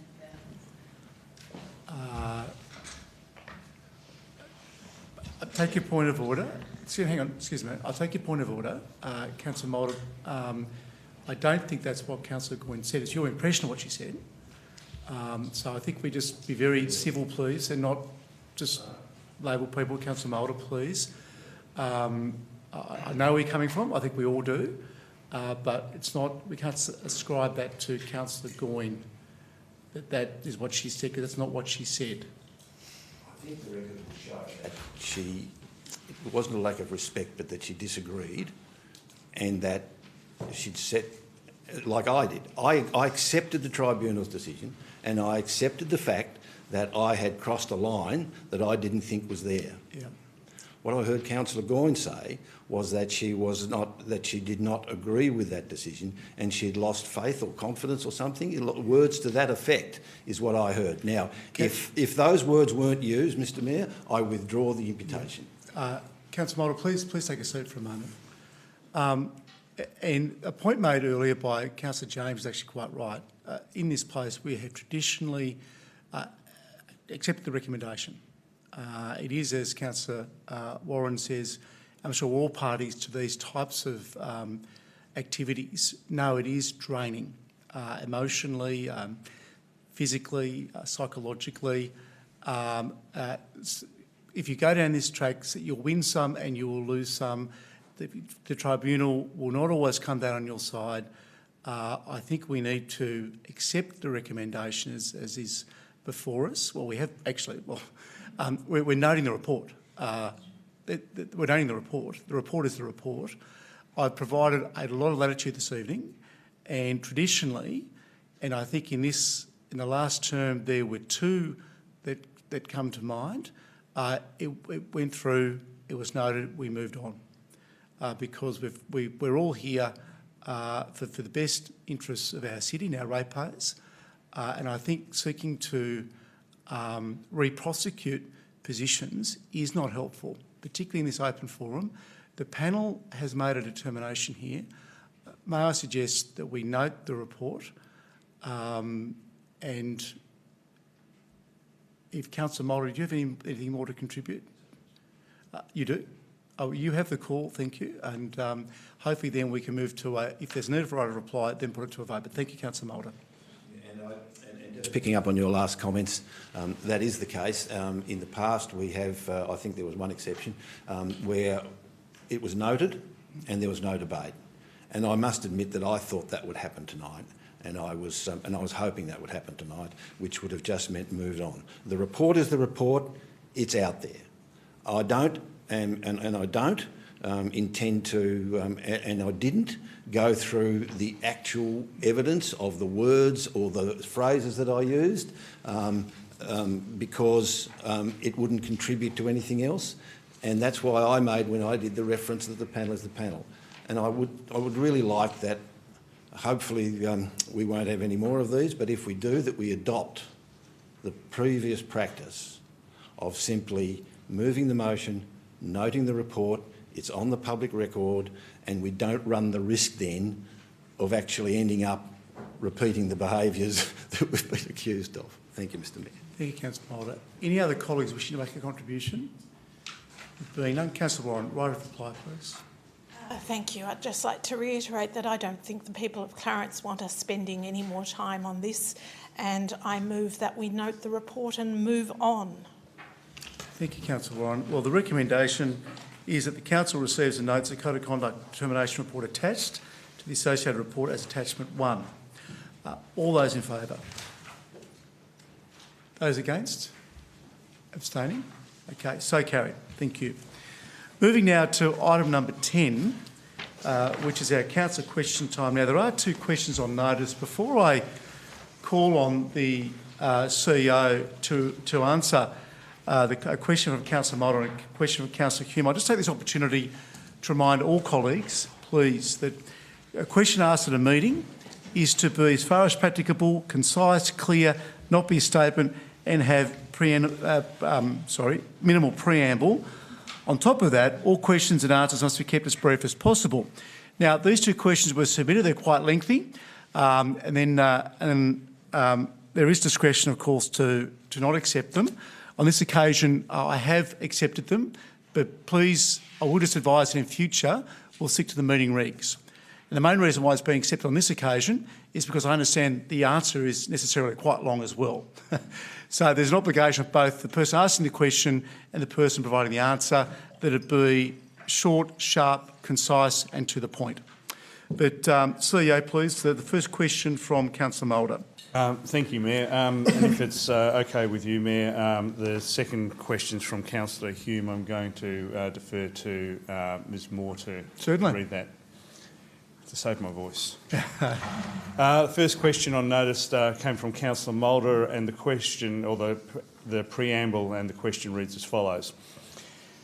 At the meeting of May 11, 2026, the Deputy Mayor sought to amend her own motion during her address in reply, summing up. When Councillor James called a point of order, the Chair claimed he had sought advice and the amendment was in order. Yet Regulation 21.1 of the Local Government Meeting Procedures Regulation states, at a meeting, a councillor who did not move or second a motion, brackets the original motion, may move a motion to amend the original motion. This regulation is clearly based on Part 2, Chapter 20.21 of the Erskine-May Bible on Parliamentary Procedure, 25th edition, that provides an absolute procedural barrier that prevents a member from proposing an amendment to their own motion. Also in corporate/board meetings, Joske's law and procedures at meetings in Australia contain an identical prohibition. Given the above, was the Mayor correctly advised? So I provide the following response, and at the outset I'd like to apologise for the length of this answer.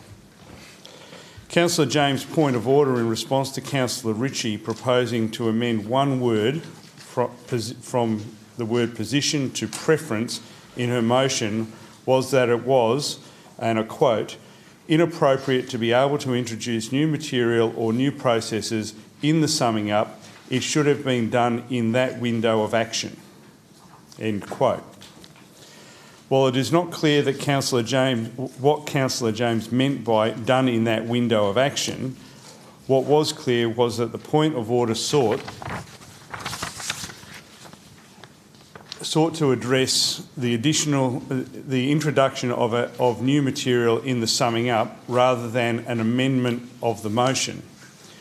With that consideration in mind, the advice provided to the Mayor was correct. Councillor Ritchie was responding to issues raised in debate and was not therefore introducing new information into her summing up. The issue raised by Councillor Mulder is different to the point of order raised by Councillor James. The issue is whether permitting a one-word change to the motion as proposed by the mover is contrary to Regulation 21 sub 1 of the Local Government Meeting Procedures Regulations 2025. In respect to that issue, I provide the following advice. Council relies upon the plain words of its approved consolidated meeting procedures, which incorporate the requirements of the regulations. While Regulation 21 sub 1 permits at a meeting a councillor who did not move or second a motion, brackets the original motion, to move a motion to amend the original motion. The regulations and Council's consolidated meeting procedures are silent on whether or not the councillor who moved the motion can amend the motion at their own initiative. It is not clear whether Councillor Ritchie was intending to move a motion to amend her motion. At its highest, the language of the Mayor in managing this part of the discussion appears to suggest an amendment to the original motion. Regulation 21 sub 1 is open to interpretation. On a broad interpretation, the regulation extends the right to amend a motion beyond the mover and seconder. Conversely, on a narrow interpretation, Regulation 21 sub 1 operates to exclude the mover and seconder from moving an amendment. Notwithstanding what Erskine May and other texts on parliamentary procedure may say about Westminster parliamentary procedure, the regulations and Council's consolidated meeting procedures are silent on the proper interpretation of this aspect of the local government meeting procedure. Regulation 21 sub 1 as written is therefore open to interpretation. While minds may differ on the correct interpretation of this meeting procedure, what is clear is that had the Tasmanian Parliament intended extraneous material to be used to guide interpretation of council meeting procedures, it would have made that clear in the legislation or subordinate legislation. It did not. It is also necessary to address a comparison of state parliament meeting procedures to council meeting procedures. State Parliament is governed by standing orders, which are formal rules adopted by each House to ensure orderly debate and decision making. In contrast, local government meeting procedures are governed by the legislative regulations, supported by individual council meeting procedure policies. The purpose of a council meeting procedures policy is to fill in the gaps of the regulations by providing further guidance, provided there is no conflict with the regulations.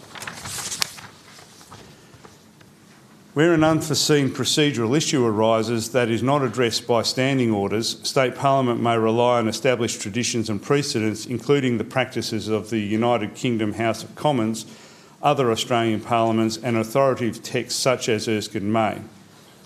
In comparison, the Council must rely upon the statutory interpretation of the regulations and the ruling of the Chair to resolve procedural uncertainties. With the above in mind, it is always open to Council, by its own motion, to clarify real or perceived gaps in its meeting procedures via its own motions to amend those meeting procedures, provided consistency with the regulations is maintained. Thank you, sir. Moving now on to the second question. Ms Moore, if you could please read Councillor Hume's, again, lengthy question and provide, again, a lengthy response. That would be appreciated. Thank you. Thanks, Mayor. The background to Councillor Hume's question was that in a joint media release from the Federal Minister for Infrastructure, Transport, Regional Development and Local Government, Honourable Catherine King MP, Tasmanian Minister for Infrastructure, Honourable Kerry Vincent MP, and Federal Member for Franklin, the Honourable Julie Collins MP, dated the 29th of January 2025, about the Australian and Tasmanian government's commitment of $100 million to the Mornington Roundabout, it was stated that community consultation and design work on the ramps project will start this year, with construction planned for late 2026. In February this year, the Department of State Growth updated the page on their website dedicated to the project to say, we will consult with the community on these designs in early 2026, ahead of construction starting in 2027. Feedback received during the consultation will be used to develop final designs for this project, with construction expected in late 2026. As of 1st of June 2026, the Department of State Growth website page dedicated to the project now states, "We will consult with the community on these designs in mid-2026 ahead of construction starting in 2027. Feedback received during the consultation will be used to develop final designs for the project, with construction expected to start in late 2027.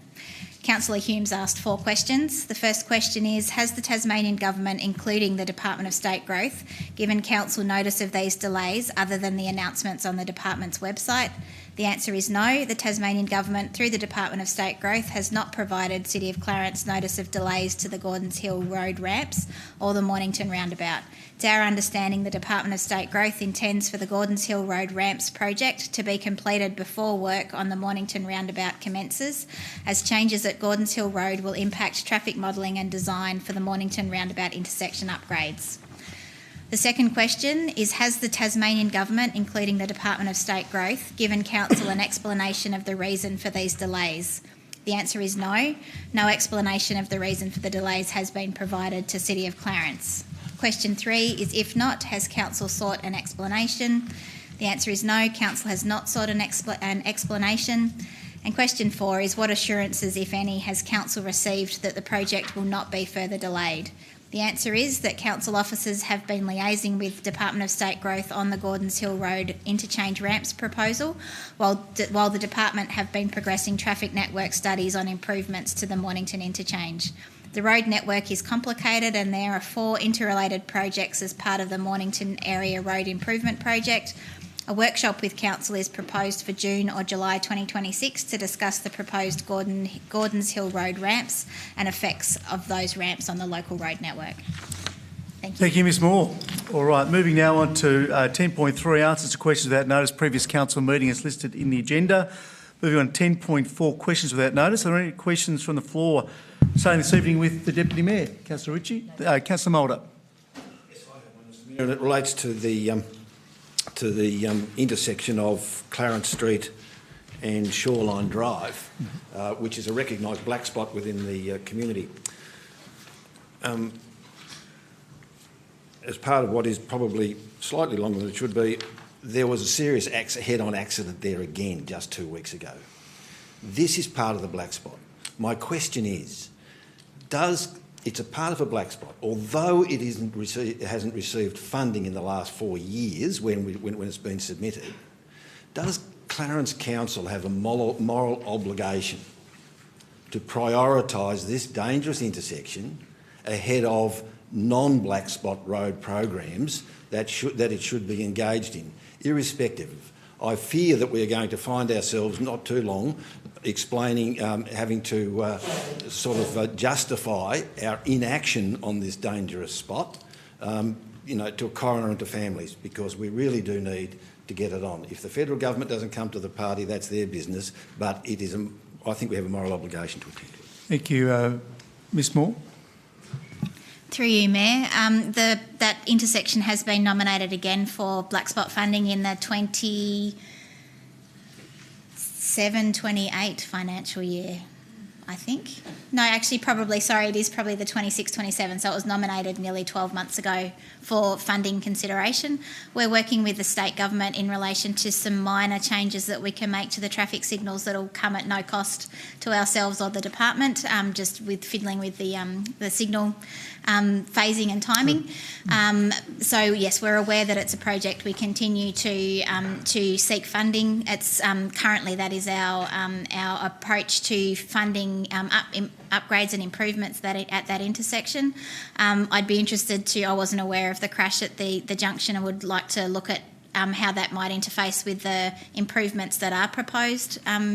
Mainly the improvements at this stage, I understand, are related to pedestrian safety improvements and not necessarily about configuration of the junction more broadly. Thank you, Ms Moore. Your second question, Councillor Mulder. It's a supplementary one. No, it's your second question, Councillor Mulder. Yeah, it's a second question, Thank but you. it's supplementary to the previous one. I think Council now has to say that if it doesn't get a commitment under the Black Spot program, that we're going to do it anyway. That's what I'm seeking. Thank you, Councillor Mulder, and like anyone that's bring a motion to this place or argue it through the budget process, absolutely. Thank you. Councillor Hunter. Councillor Hume. Thank you, Mayor. Two questions. Clear and concise, please. I will try my best. This one does require a little bit of background, but I'll try and compress as much as possible. I lodged an elected member request following up on a decision a council made in late 2019, which was to ask for request to Parks and Wildlife Service that we become the management authority for the Kangaroo Bluff Battery Historic Site. So that was 6 years ago. And the response came back that Parks and Wildlife were followed up. They advised that the staff who had carriage of the matter are no longer with the service, and the only way to progress the matter would be to lodge a new request. Now there are, plans being talked about. The Bellary Bluff Battery Association to try and progress things. At a point where council starts to get involved again, how can we, I suppose, be assured that we can have a productive conversation relationship with Parks and Wildlife Service if, this is how they treat our requests? Thank you. CEO, please. Thank you, Mayor. Thank you for the question, Councillor Hume. Somewhat hypothetical, I think, but I'll do my best.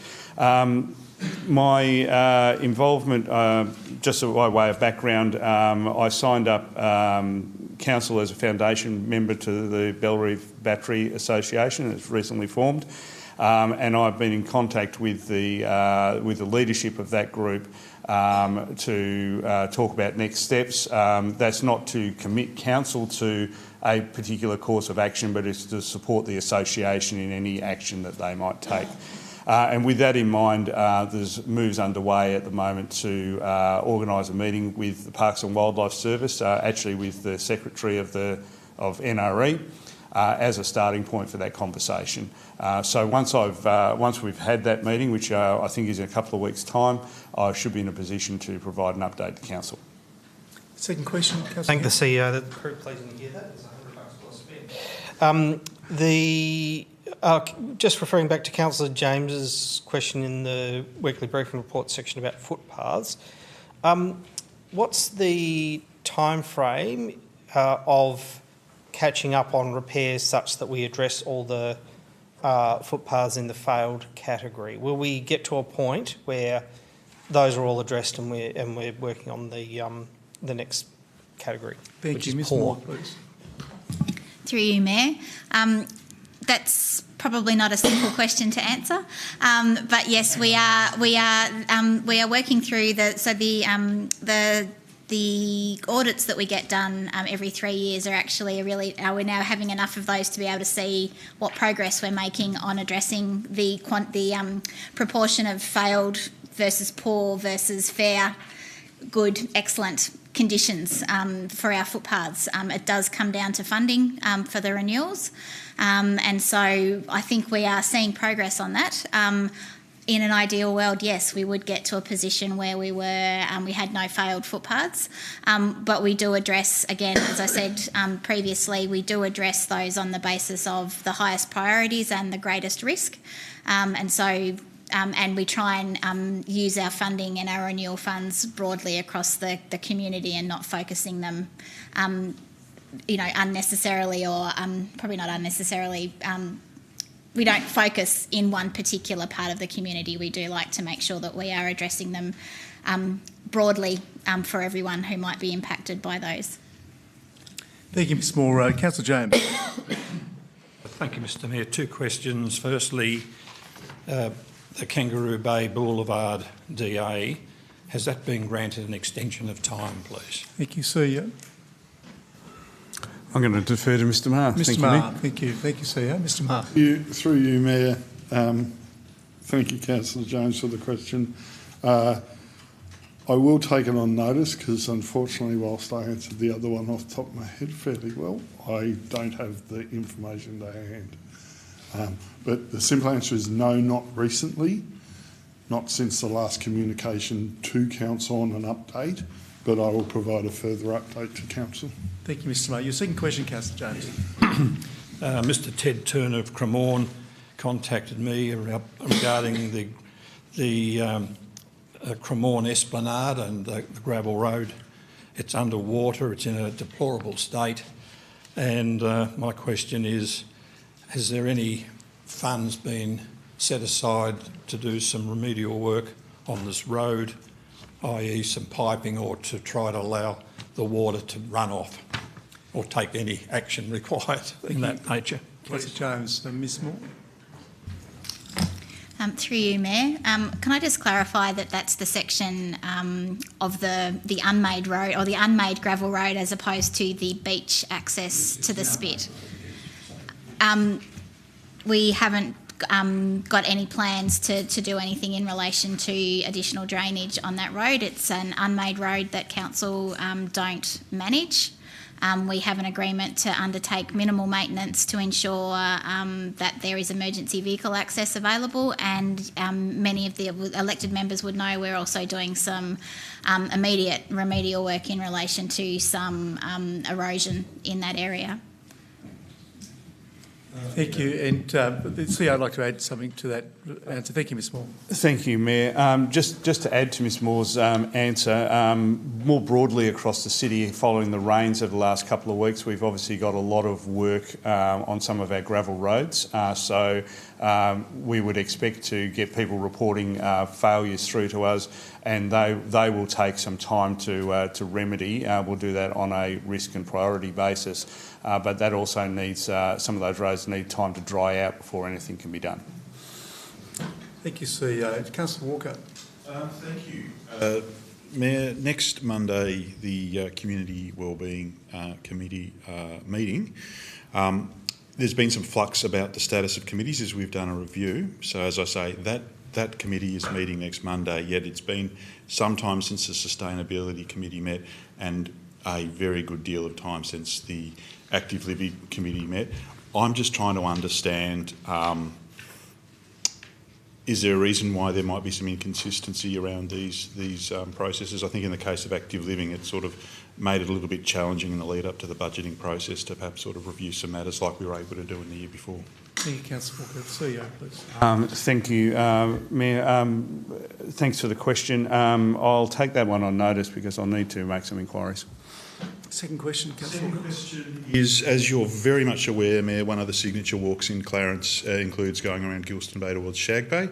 In the recent rainfall event, there was yet another outfall incident with sewerage and stormwater combined that has left a small area near Granville Street in a very unsatisfactory condition. Taswater have been down there and they've put out their signs as they do. The issue seems to be very much that it's stormwater from illegal connections that are tapping into this and inundating the Taswater sewerage infrastructure. And my understanding is it's council's job to follow up and investigate and look for illegal stormwater connections. In fact, that Taswater doesn't actually have a head of power to do so. We've done some good work in Risdon Vale. Are we actively managing this area? Because again, there's a big public health issue associated with it, let alone the sightliness issues. Thank you. Ms Moore, thank you. I will have to take that on notice to confirm the status of any I&I investigation, so that infiltration and illegal connection work that we've been doing in conjunction with Taswater. As you say, we've had some success in Risdon Vale working collaboratively on that, but I will have to take that on notice. Thank you. Thank you, Ms Moore. Councillor Goyne. Yes. Council currently funds the annual cartage of water to the Sanford Oval at an estimated cost of approximately $90,000 per year. To my understanding, this is the only site for which council incurs such a cost for water delivery. Under Section 28A of the Local Government Act, I was previously advised that further questions regarding the cost of water cartage could not be answered due to the tender process being underway. However, I now understand that this tender may have been withdrawn. Could you please confirm whether the tender has indeed been withdrawn, and if so, I request that the previously declined information and related questions be now addressed. CEO, please. Thank you. I can confirm that the tender has been withdrawn for internal operation reasons, but I won't be able to provide that additional information that's previously been refused. Second question, Councillor Gordon. On the topic of my 28A responses, my next question also received this answer from Council. Could the CEO clarify which specific reviews relating to chemical use in parks and sensitive areas was authorised by the CEO in the hours prior to the Council meeting on the 11th of May 2026, noting that my motion on this subject was ultimately lost in this place? Thank you. I'll take that on notice. I think I've answered it previously, but I'll go and review my notes. Thank you. Councillor Darko. Councillor Warren. Councillor Chong. Councillor Kennedy. Okay. Well, I note that we've now come to item 11, closed meeting. I'll call for a motion to move into closed meeting. Move Councillor Goyne, seconded Councillor Warren. All those in favour? Right, thank you. Well, thank you to those members of the public that have attended this evening, and to those who have joined us from the comfort of the living room at home. Please end the live stream. See you in 3 weeks' time.